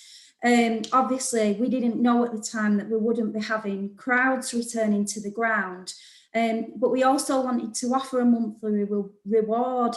We have issued a free iFollow pass to the value of £10, and we've done things like a club shop discount, discounted shirt printing. And the original idea was we was going to offer things like discounted hospitality, bring a friend for a fiver, a free pie. But again, without the crowds, we haven't been able to do that.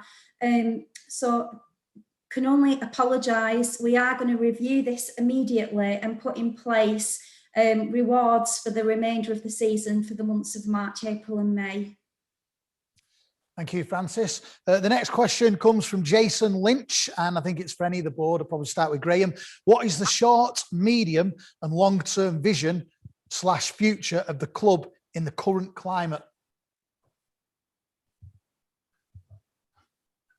Short, medium and long-term. Short and medium is to be here next season, hopefully in League One. The long-term future is to secure future investment, to secure our own training ground. But above all, we have to be here next season. We want to be in League One next season. We believe we will be, but that's what we need to be here. Thank you.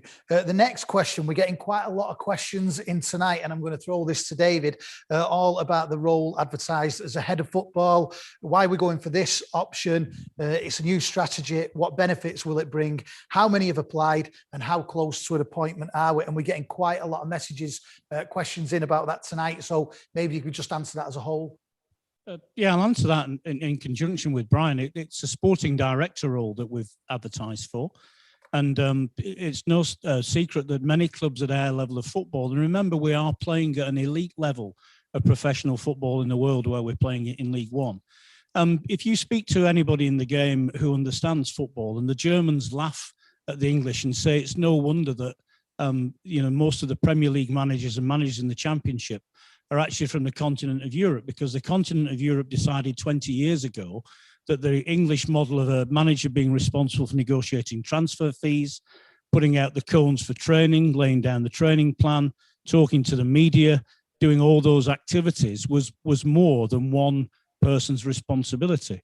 So many clubs have moved to a model where they have a sporting director who does a number of things. One, they head up all the analytics for the club in terms of looking at replacements for both players, because, you know, manager Brian would go to a sporting director and say, I'm looking for a left back that does whatever, and then they would come up with that. So it's an analytical role. It's a role that ties our academy into the first team. And it's a role that has succession planning for every level of the club, and an independent role that can provide tactical advice for Brian and for Lee in their positions of coaches, because, you know, again, sometimes it's very difficult to see, but that's the model. You know, we're playing a club, Lincoln City, on Saturday, who, when the Cowley brothers left Lincoln, they decided that they would go down the sporting director route, and their manager, Michael Appleton, has none of the responsibilities that Brian has. He loves coaching, and that's all he does every day, is coach day in, day out. And they've taken a lot of responsibility away from him. And, you know, Lincoln have had great results this season. I'm not saying that the recruitment of a sporting director immediately links you to better results, but it's again a sign of the progression that the board of the club are ambitious and that we want to make to actually push this club further forward. Yeah, I come back to the point all the time that nobody wants the results we've got at the moment, but we are progressive as a board. We have ambition, and that's why we've put in place. We've had 200 applications already, and the recruitment people who've been involved in it have said that everybody has actually said how openly refreshing and honest it is to be dealing with a club like Rochdale, who clearly haven't actually got somebody in mind and have actually just advertised for the sake of ticking an HR box that says we must advertise a job opportunity. So, you know, Brian actually will be heavily involved in the interviews when we do it.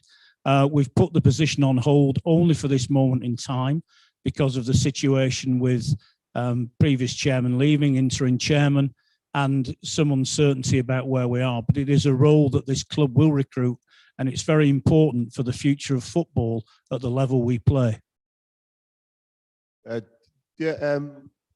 was informed by the board that this was a position that they were keen to introduce to the club. From my point of view, I would consider myself and my staff to be very much from a coaching background. Anyway, we spend all of our time on the training pitch, so no problems with the position whatsoever. I think as long as everybody's clear and that role is defined and what it looks like within our club, I think, like I spoke previously, in terms of the philosophy of the club or where it's going.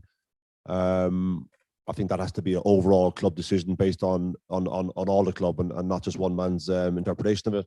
But like I said, I think anything that makes the club better going forward is fine by me. A message for David and the board from Matt Fairhurst, and it says, was the plan at the start of the season to just get through it, even if relegated? And if we manage to stay up, is that just a bonus?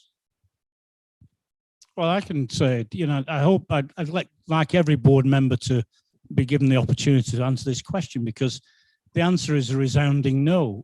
We had a budget that was commensurate with what we felt was affordable, and that was very important because, you know, you got to remember we've been in lockdown since March, as we said almost 2 hours ago, in the nicest possible way. We lost 6 home games last season. We actually genuinely lost 7 home games. So we had to plan with a budget which we knew would be within the 2.5 million salary cap. But no, our intention always is to improve our position on the field. So we certainly didn't start the year with a negative attitude that says, well, our budget's automatically going to get us relegated. We started with a belief in our management team and giving them a budget that we thought would be competitive during the season. I can assure you that we never have, never will plan for failure. We plan for success, and we're going to carry on doing that. So no, that never even occurred to us. I think from our perspective, not just the staff, the players as well. We never have gone into the season taking the budget as a cop out to say that we should get relegated or anything like that either, and that we would accept that, and would we expect the fans to expect that? No. So we've gone into the season. We've very excited with the squad that we did manage to assemble on the budget. what we did always say internally was that probably the key to retaining League One status would be like if it was always as long as we keep everybody fit, and we just haven't managed to do that. And it's not an excuse; it's just it's there to see that we haven't. And a lot of the injuries have been impact injuries in games. Like Jake Beasley's had 2 serious ones with a broken foot in a tackle, and obviously his severe head injury. And the main thing with that one was just that he was okay. But again, the question was probably for the board really. But from our perspective, we've never been looking just to to take the budget as an out for not staying in the division. And I would say, Dave, every single player that we brought to the club, both last season and this season, has been the player that we wanted. So, like, what's different at our club is just we just can't get in 2 or 3 or 4 of them. You know, at Hull or at Portsmouth or Fleetwood, they'll have 2 or 3 or 4 for every position profile, and we have one. Like, and like David said, we get to the end of the first transfer window, and we're able to add Jake Beasley and Stephen Humphreys for a fee because of how stringent and how low we are in terms of our working budget. But just to tell you what Lee said, we wouldn't swap the players that we got for anybody. And that's been a key part of our recruitment strategy ever since we've been in this role and had sole responsibility for recruitment at the club. The players we brought in, some haven't worked out as we would hope, but the large majority have been outstanding and even way beyond what we would have expected or wanted from them. So every player that we brought right into January, the players we brought in, Shaughnessy, Conor Grant, were key players that we'd identified over a long period of time, that really excite us and we believe in time will excite the fans, if not now. And you could see that from last night. Conor Grant, the ability there for what he's going to be is something very exciting. Just hard to see it in this moment when it's so difficult. I think that's very clear so far, but is there anybody at home that wants to add to that, Tony or Nick? Yeah, a final point from me. I mean, if we were going to be doing the bare minimum, we wouldn't have splashed out with the transfer fees. You seem to be on mute, Tony. I'm not on mute. Don't know. I'm not on mute. Come back to Tony in a minute. I think we've got a question for Francis from Matthew Laurel. Are the club committed to restarting the Matchday programme when fans are allowed back, now that Matchday programmes aren't compulsory for clubs? It is an important part of the Matchday experience, and I would hate to see it ditched as a cost-cutting measure. That's from Matthew to Francis, I think. Yeah, 100% yes is the answer. Can you hear me, Dave? We do seem to have lost some of the sound from the people at home, so we'll ask some more questions. Shall I try again? Can you hear? Dave, do you want me to answer it? I can answer the programme question. Right, I think what we're going to do, due to a few technical problems, with regards to that question about the Matchday programme, David's going to kindly answer that. Just no, we would never drop the voice of Scotland. In Mark Wilbraham, we have one of the most knowledgeable people in the entire football league. Mark provides so much great detail to this football club for what we do, and we've got an award-winning programme, and we're actually very proud of it. So why would we drop it? Genuinely, it's a wonderful thing. Mark Wilbraham does an absolutely magnificent job. It's a labour of love for him, but he does it, and that's why we've got an award-winning programme. I think also as well, we shouldn't underestimate that Francis works really hard, and she integrates the Matchday programme into the match sponsorship packages. It's in that sense, it's a vital part of our income stream. Next question from Mark Halliwell. Given crowds may be welcomed back to the ground next season, are the club in support of a vaccine passport before allowing fans into the stadium? That's for Mark, and I think Graham can perhaps answer that one. The truth is, at this moment, we don't know. We'll be guided by central government when they've finally made their mind up. Thank you. And can we hear people at home yet? Can you hear us, Dave? We'll continue with questions for our top table until we can hear our directors who are at home. If we go to this one for Brian, it's from Adrian Maudsley. What changes are you making to try and combat conceding goals and our defensive record? I suppose in terms of set pieces, we've recently gone zonal. Probably as we've got certain players back from injury, particularly in our defensive area, we've become slightly bigger, and we've changed to zonal marking on our set pieces, which has been successful for us in the very recent past. Other than that, yeah, that's the only slight change. Anything? Just the we were never really, we weren't planning for conceding some of the, obviously, but the main spate of goals against was in the period probably when we were scoring a lot as well. And I don't believe that was a direct result of we're attacking loads, and that's why we were conceding goals. But just continuous practice of what we would have been practicing probably in the same periods, and just trying to improve it all the time, really. We were very aware that when we were scoring loads of goals and being lauded throughout the land for being the great entertainers, if we were to focus on just shoring up our defence, then lo and behold, there was every chance we'd stop scoring goals. And so we haven't focused on that, despite what you would think. The fact that we haven't scored in the recent games is just a trend that we're looking to correct straight away, and we can only do that by focusing on all aspects of our game.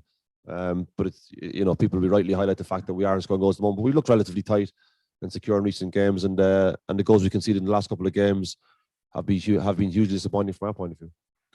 Just want to follow on with that question, if that's okay for Brian and Lee. From Robert Hume, he says, why do you believe we concede from so many set pieces? Well, we did loads of analysis early on in the season when it became an area of concern from us. And for us, the volume of set pieces that we were conceding was a huge factor, rather than just looking at the isolated moment where somebody would score from a corner or score from a set piece. We looked at the volume of corners, white kicks we were conceding, and we were conceding more than what was normal in the league. So we did a lot of focus on that in training to try and reduce the number of free kicks, corners that we gave away. And then just looked at different ways that we could alter our defensive setup, which has proved successful in terms of the stats and numbers as we progressed into the season. I am being told that apparently the fans that are at home can actually hear the directors at home, so we might still ask them questions, but we might perhaps not be able to hear what they're saying. So if we go back to the directors at home, please bear with us for that. The next question comes from Lee Brookfield, and I'm going to aim this one at Graham.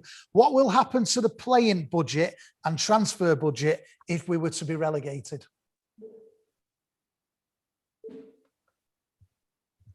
I don't think it would go up.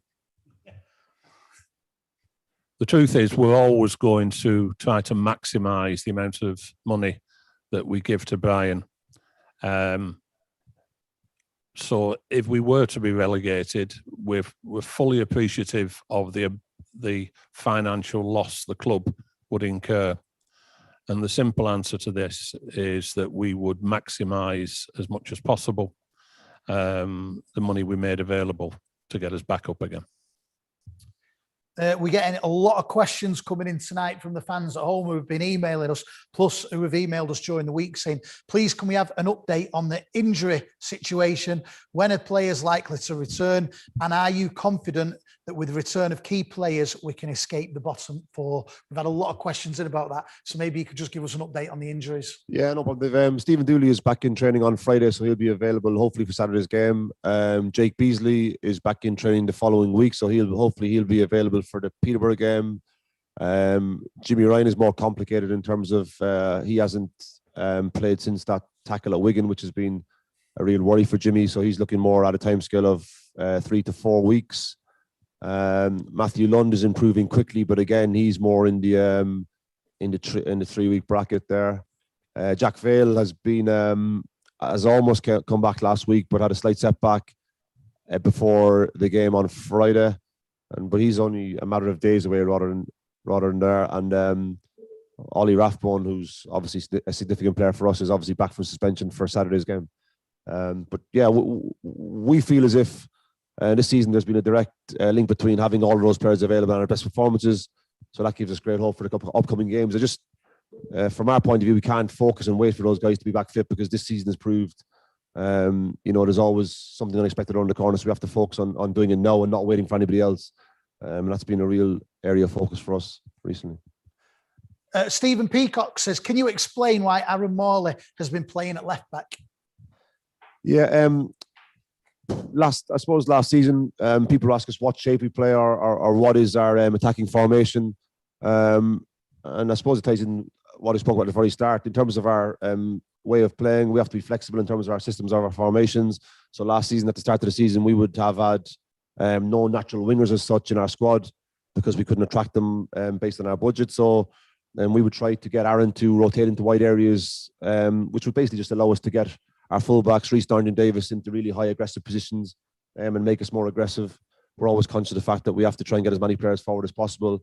So Aaron is arguably one of the best passers in the league. So we're always just looking to put him in the best positions where we can get him on the ball based on the opposition's weakness and our strength. So sometimes he drops into a left position. It wouldn't be a left back position. It would be a position on the left-hand side of our team. But that varies from week to week. There would have been games earlier in the season where he rotates wide or he rotates central. But just mainly to maximise his unique passing range, really. Thank you. Now, as far as I know, we can't still hear the directors at home, but I believe you fans can that are watching on YouTube. So I'm going to aim a question now to Tony at home. Like I say, please bear with us. We can't hear, but I believe you can. Tony, is it true for next season there are plans to stop people deciding at the last minute to attend a match at the Crown Oil Arena and be able to pay with cash to get in? That's from Clive Piggott. And Tony, we're going to try and go to you for that one. And the quick answer is no and yes, but I'll expand on that a little bit and hopefully you can all hear. Last year, we had to replace the ticketing system. CE tickets withdrew from the market and we looked long and hard to find a good value but ideal system for Rochdale. We chose future ticketing and we implemented it. And what we're really excited about is this new solution gives us much greater flexibility to be able to offer new and exciting ticket offers. And we've built in the memberships. And as Francis mentioned, new schemes like the family tickets as well. The system allows us to operate online. So you guys will be able to go online and buy tickets. And it's already helping us. So even though you can't get in the stadium, you can participate in things like the halftime draw and the draw today.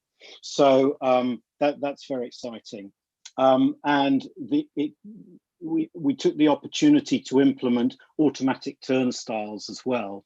So those automatic turnstiles will mean there's no cash and no operators, and that makes them really compliant in this COVID world. So in part, you're right, no cash on turnstiles, but we will be accepting cash at the ticket office. And indeed, you'll be able to go online outside the stadium, buy a ticket online in 1 minute and scan your mobile into the scanners and enter the ground the next. So it gives you huge amount of flexibility. So you'll still be able to buy all the way up until you get into the stadium. And then, of course, when you're in the stadium, you can even buy your halftime draw ticket as well. So without the need for cash. So we're very excited about it. We had it all ready for you. I spent days testing the blooming thing, and then we couldn't operate it. So we're very much looking forward to having you back and using the system next season. Thank you. And just to let Tony, Nick and Francis know, we can hear you again in here now. So a lot of questions that are coming in tonight while we're doing this live from the 1907 Lounge regarding Quadro Bar's contract situation. Could somebody give us some details on that, please? I suppose it's probably appropriate that I speak about what happened in January in terms of Quadro's situation with Man City. From our point of view, there was a whole host of clubs interested in him from an early stage of the window, probably more than we've ever had from any of our players in our history. And as talks progressed and reached an advanced stage, his representatives had informed me that they had reached agreement with him. Quadro went for a medical at Manchester City, and simply, and simply, Man City weren't satisfied with the readings on one of his heart scans, and they said there was an abnormality in it. But they were very clear of. We actually discussed it at the last fans forum in terms of what Quadro had, and he did nothing wrong. It was he didn't fail a medical as was reported elsewhere, or he didn't have a heart condition. They just weren't satisfied with one of his readings, and as such, it never happened. Thank you. Okay, we've got a question from Josh George, who says, what's the plans for season tickets, and do we have any ways of getting new fans on board? David, can you answer that one, perhaps? Again, I'd like to include Francis, Tony, Nick and Graham in this. We're in a difficult situation right now with season tickets because we're not entirely sure, first of all, that the new season starts on the 7th of August, but the Football League have said to us, please be cautious selling season tickets, because whilst the Department of Culture, Media and Sport have said the world's back to normal from the 31st of June, they're not sure that you're going to be able to have grounds at full capacity. And one of the biggest misnomers at Rochdale is, we average 3,700.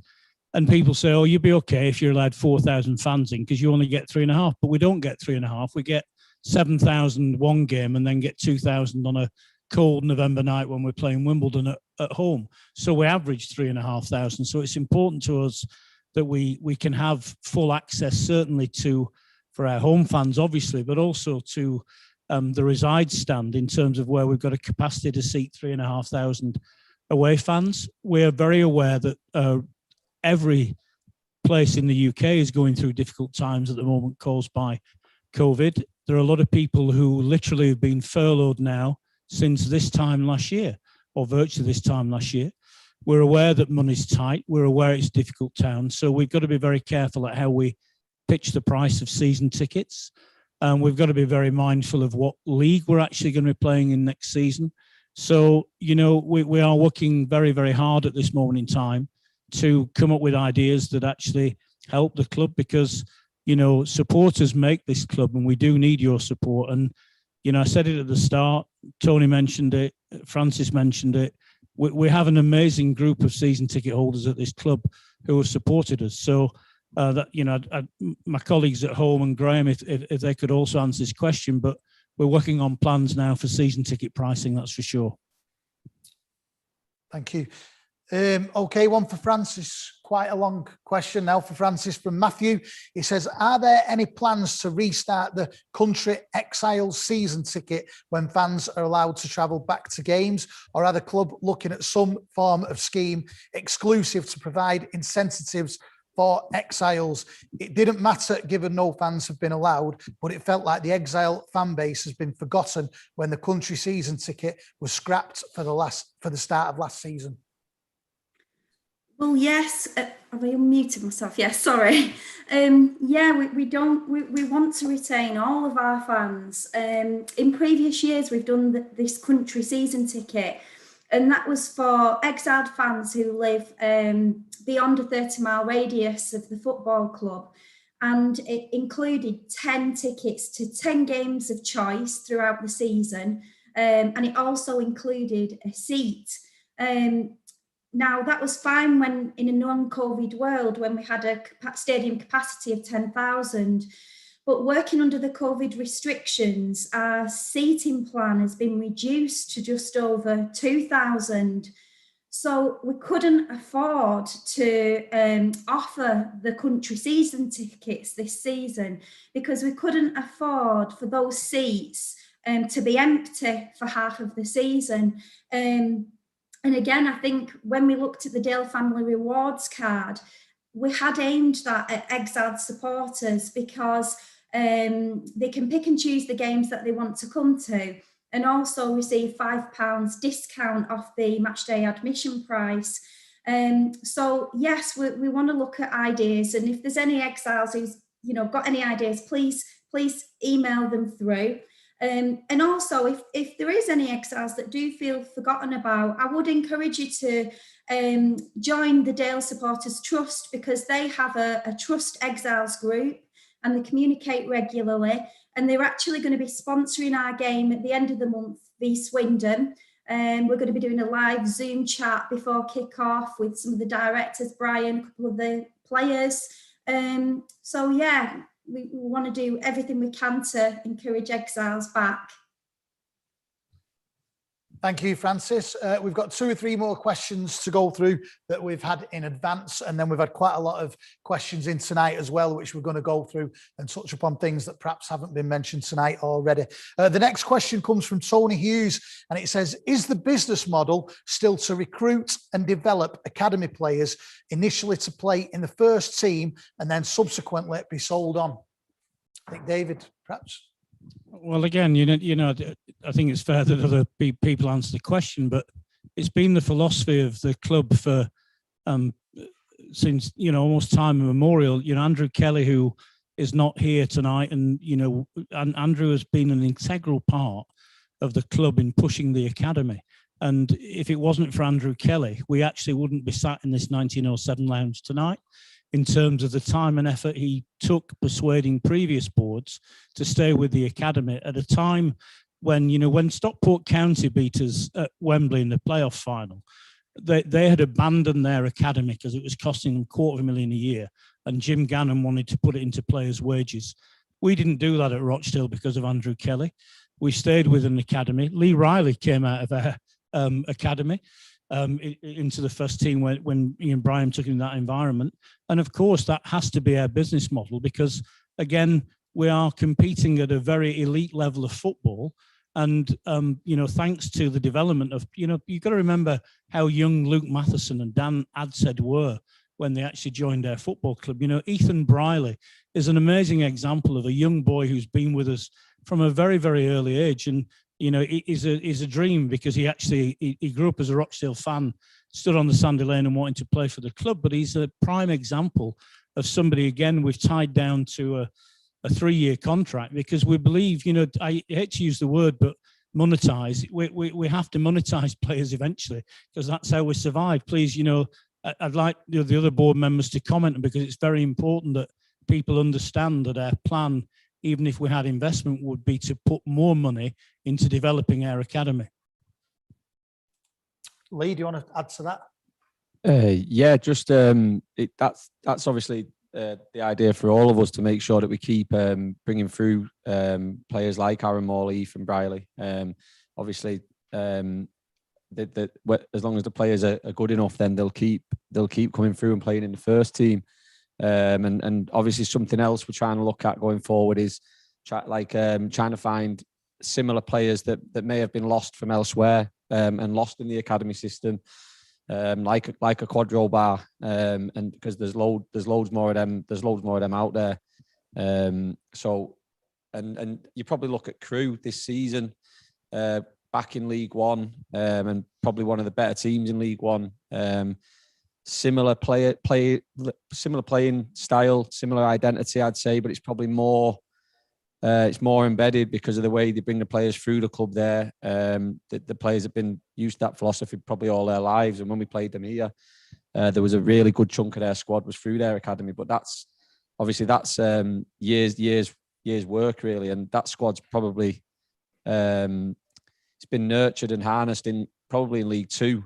And now the real results are being seen now when they've come up in League One and they're competing with the best of the teams in League One quite easily. I just think as a club, we always have to be thinking outside the box in terms of what we're doing and looking to improve and push boundaries and come up with different creative ideas. And that runs from every part of the club in every section. And in our part, I think we can't take for granted that we're going to keep producing Jamie Allams, Andy Cannons, Callum Camps, all those players that have come through the conveyor belt. And I think we have to be hoping that continue, and definitely pushing to make sure it does. But with the understanding that there is a lot of players from outside as well that can come into our club because of what's gone on previously.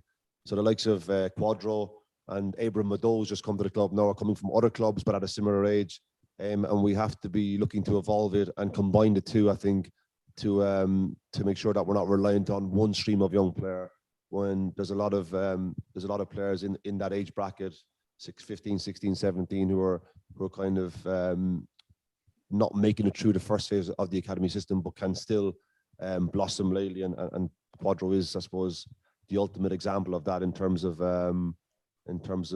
ceilings, because in terms of a ceiling of where you could go in the game, it's there really is none, is there? Just all the talk of budgets and stuff. It's those players that we can bring through or recruit at young ages from outside that do allow us to be creative within the financial constraints that we have. So, but with that, there's those players need loads of forgiveness during not just games, during seasons, really, when they're being asked to play a lot of games, but they're providing a service to the club, really, and it saves the club having to go and sign players on probably 3-4 times the money.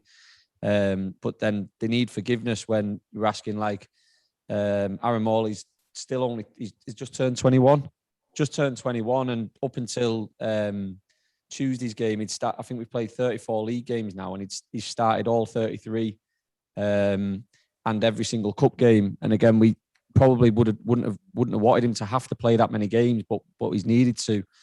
But like, not just all the young players, they need forgiveness and time.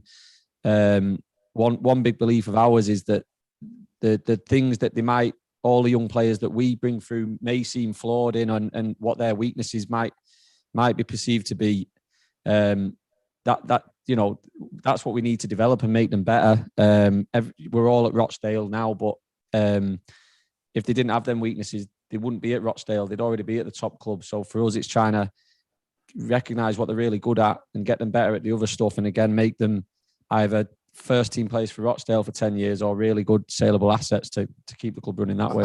I think the example of Aaron Morley is pretty significant, not because of him in isolation, but because of the context. I speak about context because this season, like I said, by all means, I should be shouldering a lot of responsibility for what's gone on in terms of results and runs of form. But the likes of Aaron and Ethan Brearley, but Aaron Morley in particular, because he's now an established midfield player in League One. And going forward, definitely when if we bring in a sporting director and evolve, the working of the club going forward, there will definitely be opportunities for us to bring in multiple players of 25, 26, 27 who have got better stats than Aaron or better numbers than Aaron. I've discussed this with Dan and David, but I think we have to be careful about where we're going because he's still an academy product who's developing, learning, and becoming an outstanding player. And in this moment, you could criticize him for indifferent performances, but his commitment to the club and his involvement as an outstanding midfield player will be seen over the next couple of seasons. And he will become a major asset for the club at some stage. And we'll be lucky to have him in our ranks next season because he is starting to acquire, that attention from top clubs based on what he's doing. So I think that's just my understanding of what we are as a club is, we develop our own players, both from the academy, which has been outstanding, and bringing them in from outside now. But we give them exposure in League One when it may seem as if results are difficult or runs are difficult, but they become massive assets coming from the future. And for me, at the moment, there's no more shining example than Aaron Morley, who is only 21, as Lee said, and has accrued all of these games in League One. I think that's a great in-depth answer to that question. We've got a couple more questions now before we go on to some of the ones we've had in tonight. Both of these questions are from Richard Stevenson. One's for Brian, one's for Lee. So we'll go for the one with Brian first. How come we've swapped dugouts? It was Francis's fault, I think. And we were at the stage where I was willing to try anything to get a result. No, I think we had been in that dugout years ago when I was playing, and then we switched. I think with the theory of trying to influence the linesman. And I don't know if that ever worked. I think it was based around Stevie Evans. I'm sure in one game. But Stevie's unique. So I think the theory was that we would be back in front of our own director's box, and I miss all of those supporters who used to sit in front of those directors' box and give me loads of advice last season. I genuinely have. So they would be even closer to me when fans come back into the stadium. And I think it works well for us, and hopefully the results will change.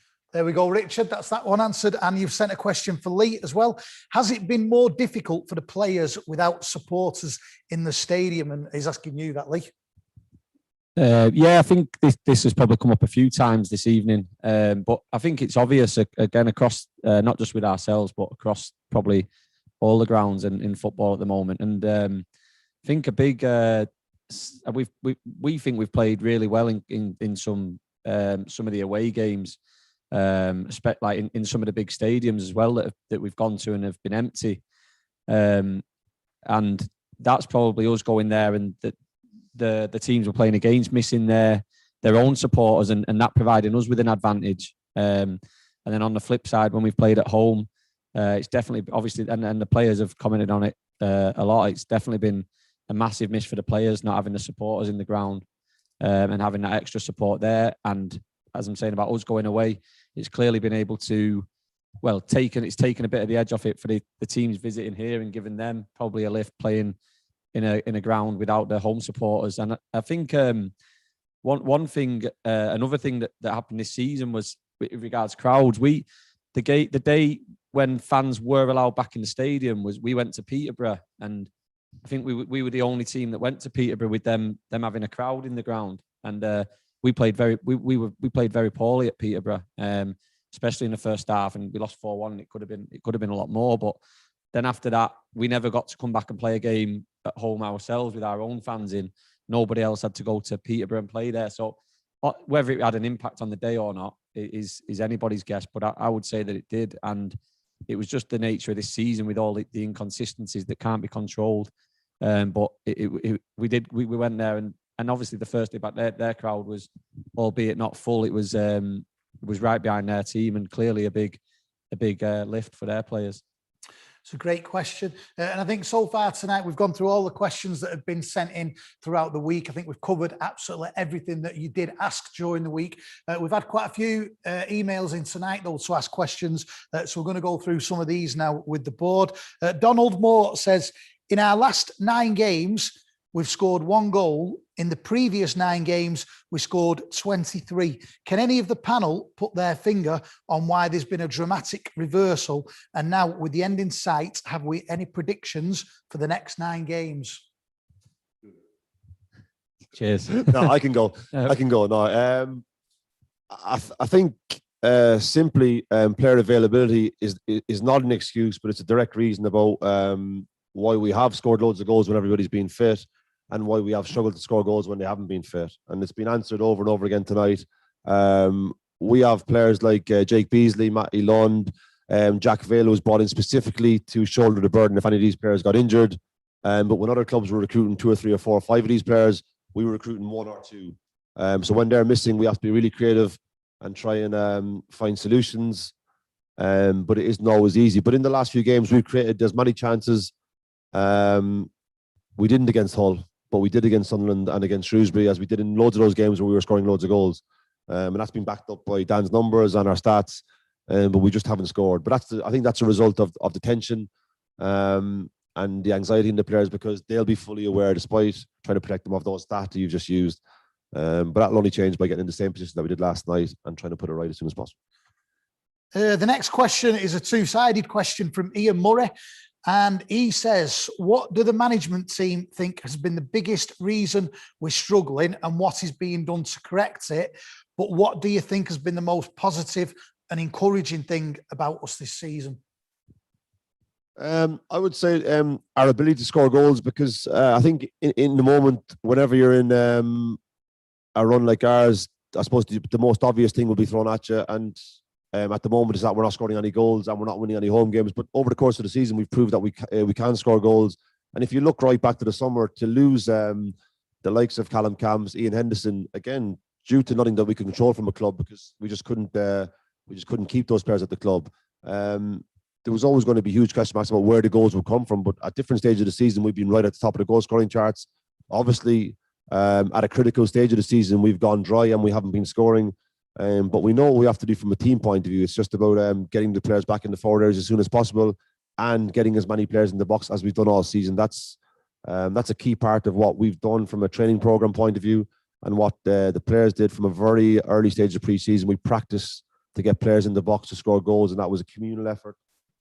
We couldn't have predicted that Matthew Lund would have scored the amount of goals he's had. He did that through the weighted numbers for the team, and we've been revisiting that. But obviously, while the likes of himself and Bees are missing, we're asking Matty Dono to step up to the plate and the other players. But we need everybody back fit to make that, I suppose, as easy as possible. But while they're not, we have to be as aggressive as a team as possible to correct that. Okay, and we're going to go to the last 2 or 3 questions, I think, before we finish. Ollie Felton, and I think this is possibly one for Francis at home. Ollie says, are there plans to let fans hire the Crown Oil Arena pitch this summer like we did in 2019? It seemed very profitable for the club, and I know plenty of fans would want to hire and help the club. Again, that's from Ollie. I think Francis will probably answer. Yes, we definitely are. We've only got a very small window this year because the pitch renovations are starting early. So they're starting on the 10th of May. Our last home game is on the 1st of May. And the Rochdale Hornets have got their first home game on Sunday, the 9th of May. So we've only got that first week window at the beginning of May. And during that window, we need to get the scoreboard installed. So I'm just chasing up with the scoreboard installers to confirm the day or dates that they need to install the scoreboard. And then I'm all set ready to start promoting the pitch hire bookings. So yeah, hopefully information to be announced imminently. Thank you, Francis, and thank you, Ollie. Lee Sugden says, how high up the priority list is a training facility? Well, again, on behalf of the board, it's been a massive priority. Every Rochdale, I've been supporting Rochdale since 1968, and every manager since Steve Parkin the first time round has bemoaned the facilities. We have a wonderful partnership at the moment with Rochdale Sports Club. We've been very fortunate this year that because there's no cricket gone on and there's no lacrosse being played, that we've managed to maintain that facility to an adequate level. We've been able to use the facilities there again because there's no squash going on during the day. So it's been like our own training ground. But, every chief exec, every board member of any club in League One and League Two will tell you that when a manager is signing players now, not only are they talking about, what money I'm going to be earning, they're asking questions about the training facility, because every professional worth his salt, and I would include all of our players within that, want to develop and benefit. And you can only develop and benefit if you have your own facility. So it's a huge priority. And, almost squirm with embarrassment in League One meetings when other clubs talk about their facility and their own facility. It's something that we have to have as a club. I think it's been significant that we've never been able to do it. I think in spite of that, the academy that Lee was part of, and Tony Ellis and Chris Brown, Kevin Gibbons, the work that they've done in terms of developing players has always been in spite of having a proper facility, and it's never held them back. So I think it needs saying that that's always been, it's been amazing for me to see that we've done all that at academy level, despite having no facilities whatsoever, and to still bring the players through has been a testament to the work that they've done. But I think going forward for the whole club, I think it's something that has to be, there has to be a solution found sooner rather than later. Quite a few questions coming in similar to this one as well. How difficult will recruitment be in the summer with everything relating to COVID? If we lose players in the summer, will they be replaced to an extent where we compete in whatever league we are in next season and have great squad depth? And quite a few people asking about the left back situation as well. At every board meeting, I try to address the board with a short and a medium and a long-term vision. Last season, there was so much unpredictability in terms of the summer, stuff that we couldn't have predicted, but I still felt as if the core group of players we had assembled for this season gave us a chance of assembling a competitive squad no matter what happened. And obviously our worst fears were confirmed when, I suppose, the scale of what was going to hit became a reality in August. And I still believe the same for next season. I think we're blessed with the players we've managed to acquire. And no matter what happens over the next few weeks, months, going into the summer, we have a small number of high quality players of the highest quality, and I reference the likes of Ollie Rathbone, Jake Beasley, Stephen Humphreys, Aaron Morley, Shaughnessy Grant. Those guys give the club a chance to build from any eventuality that happens. And like I said, if the likes of Owen O'Connell and Matthew Lund do stay, then any eventuality is possible for when the supporters get the chance to come back and watch their team next season. Thank you. Okay, I think we're down to the last couple of questions now about things that perhaps haven't been touched upon, and then we're going to close the evening with a few words off all of our top table who are both here in the 1907 Lounge and at home as well. But another one for Brian, this one's from Jacob Wright. He says, we find ourselves in a very similar situation to when you took over. What can you take from that great escape into this season? What was the turning point in that year, and how could we bring that into this year? I think the turning point that year was the sense of achieving something. And a lot of people would say to you, well, you're at the bottom of the table. You shouldn't dare to see survival as achieving something. But I think bearing in mind what we've faced this season, what we've faced during the summer, what we've faced at different stages this season, what we're facing now is a lot of criticism at myself, which is fine. But there's a chance for us to achieve something really, really important for the club and for the players. And that sense of what they can do will be driving them every single day. And that was evident at Sunderland. It was evident at Shrewsbury last night. The fact that the result didn't go our way, we can look back at that stage 2 seasons ago where a lot of things didn't go our way, and then it just changed. But it changed by being really brave, really aggressive, taking the game to teams like we did last night, and then your luck will change. It'll change, but it'll only change if we're on the front foot, if we're aggressive like we were last night, and we don't feel sorry for ourselves. And the players are fully focused like you wouldn't believe. The staff have been inspirational in terms of their positivity and the skill that they've shown. I've been blessed by that, and I'm certain that we can put on some very good performances. Like I said last night, I can't guarantee anybody where we're going to be at the end of the season. Otherwise, there was loads of people at the end of last season when COVID hit. Everybody in every relegation place in the league last season said, "Oh, we would have stayed up," because there was no accountability, because they could never be proved wrong. So this season, I believe we can stay up. I believe we can definitely win games. I believe we can score goals, but I can't guarantee it. But I'm certain that we'll do everything in our power to do that. And I know the players are very, very driven and focused to achieve something on behalf of the group in the dressing room and the club, and on behalf of the supporters. No matter what criticisms I face or they sense, we always play for ourselves, for the club and the supporters, and we'll be doing everything we can over the remaining 12 games to put that into practice. And that's still a large chunk of the season where we feel as if we can do very, very well against all caliber teams, not the teams that were perceived as having a good chance of beating, all the teams. And that was significant from 2 seasons ago. We took on all the teams in the same manner, never took a backward step, and that will be our sole focus going forward this year.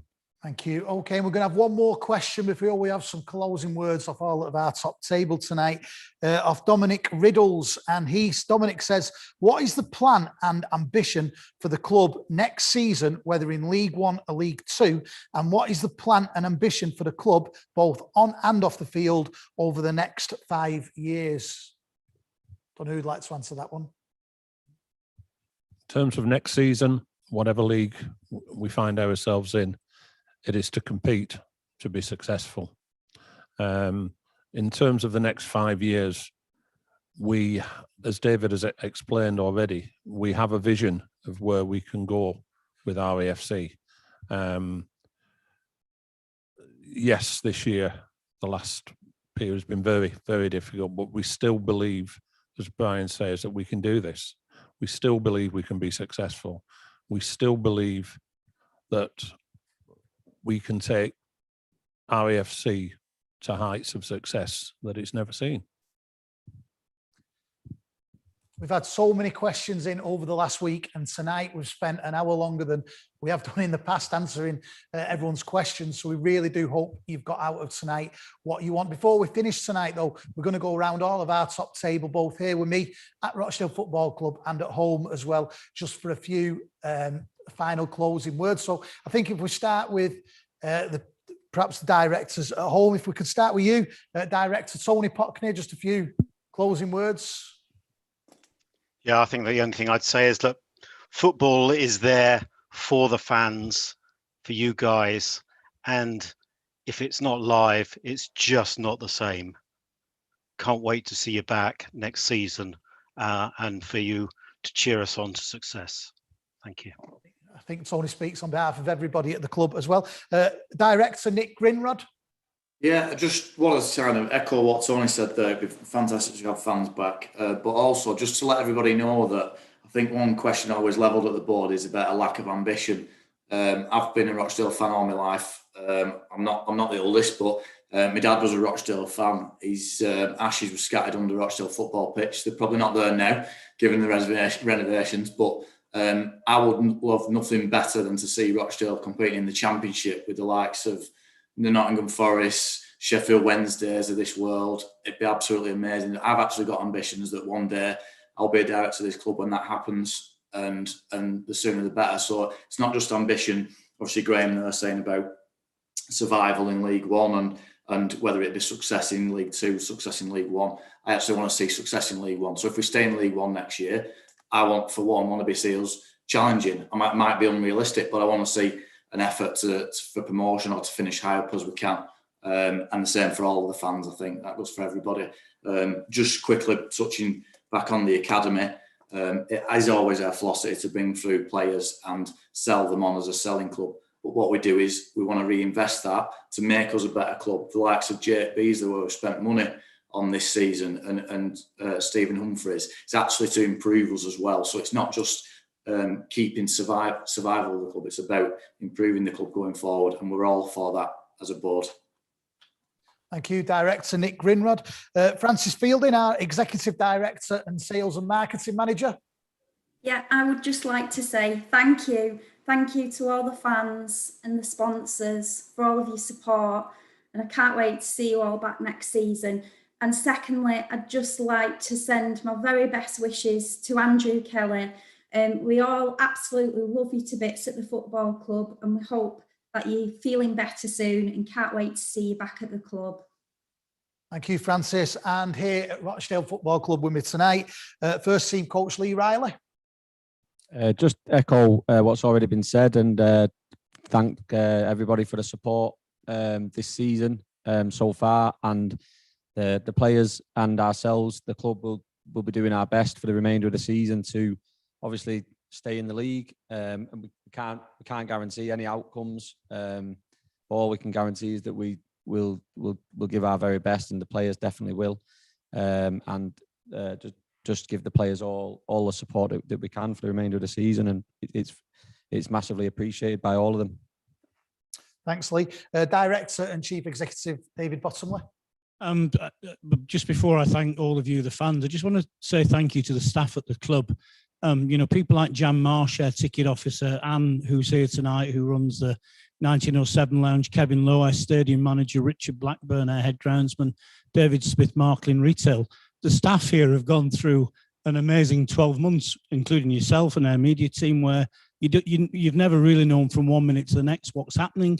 We started the season selling season tickets for a COVID plan, and then that was cruelly taken away in early October. We then had that wonderful surge that we thought we were going to have crowds back in time for the Gillingham game at Christmas. We didn't get that. So the staff have been magnificent. Would also like to thank the community team, who were amazingly helpful with the Halloween tours and all those good things that we did. And so there's some very good things happened at the club.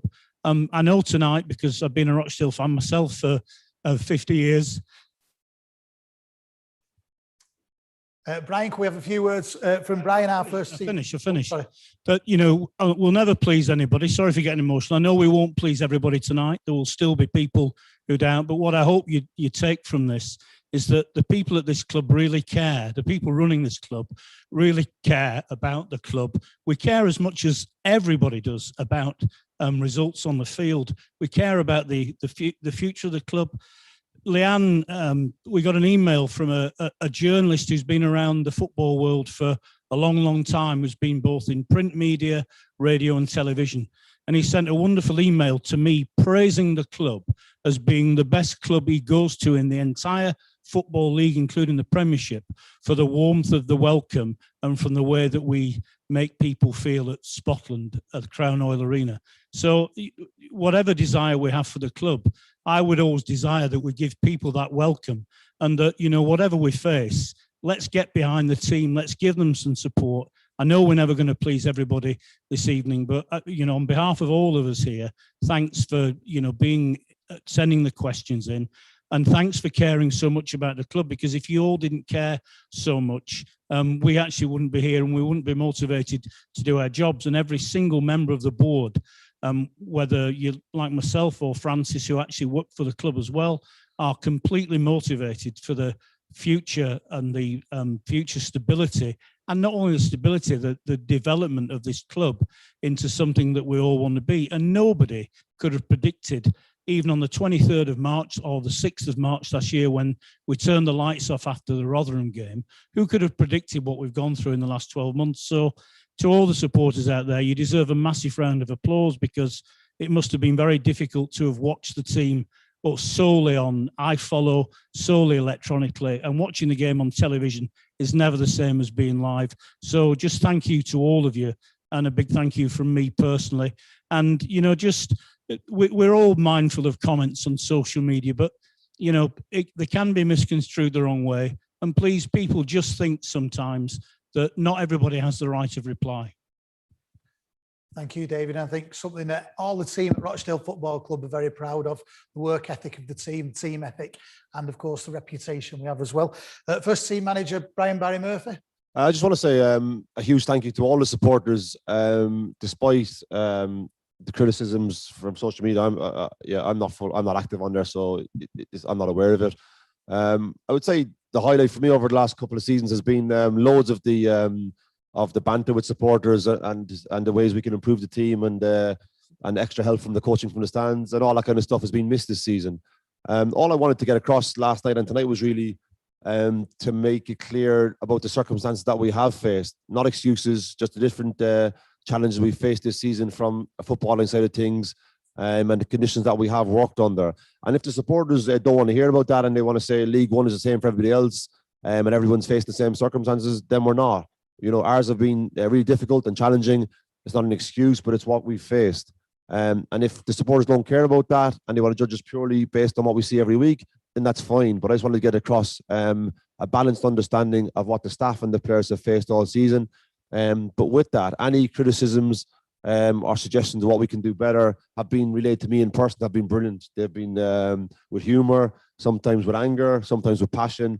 But the support I've had from the people of Rochdale ever since I first came to the club under Keith has been amazing, and we've been on an incredible journey. That doesn't give me immunity from the difficulties we faced this season, or I expect any sort of favourable treatment from the supporters. Quite the opposite. I'm happy to take everything on the chin and answer it in as positive a manner as I can.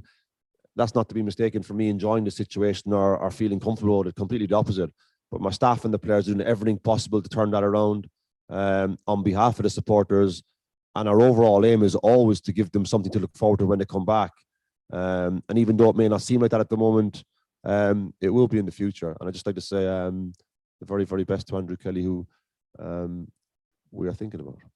Thank you. And last but by no means least, our director, Graham Rawlinson, who's going to say a few words himself, and on behalf of our interim chairman, Andrew Kelly, who, like Brian just said, we wish all the best to.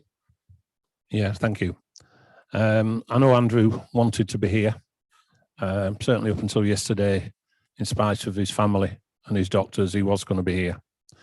I would ask you all perhaps just to think about Andrew at the moment.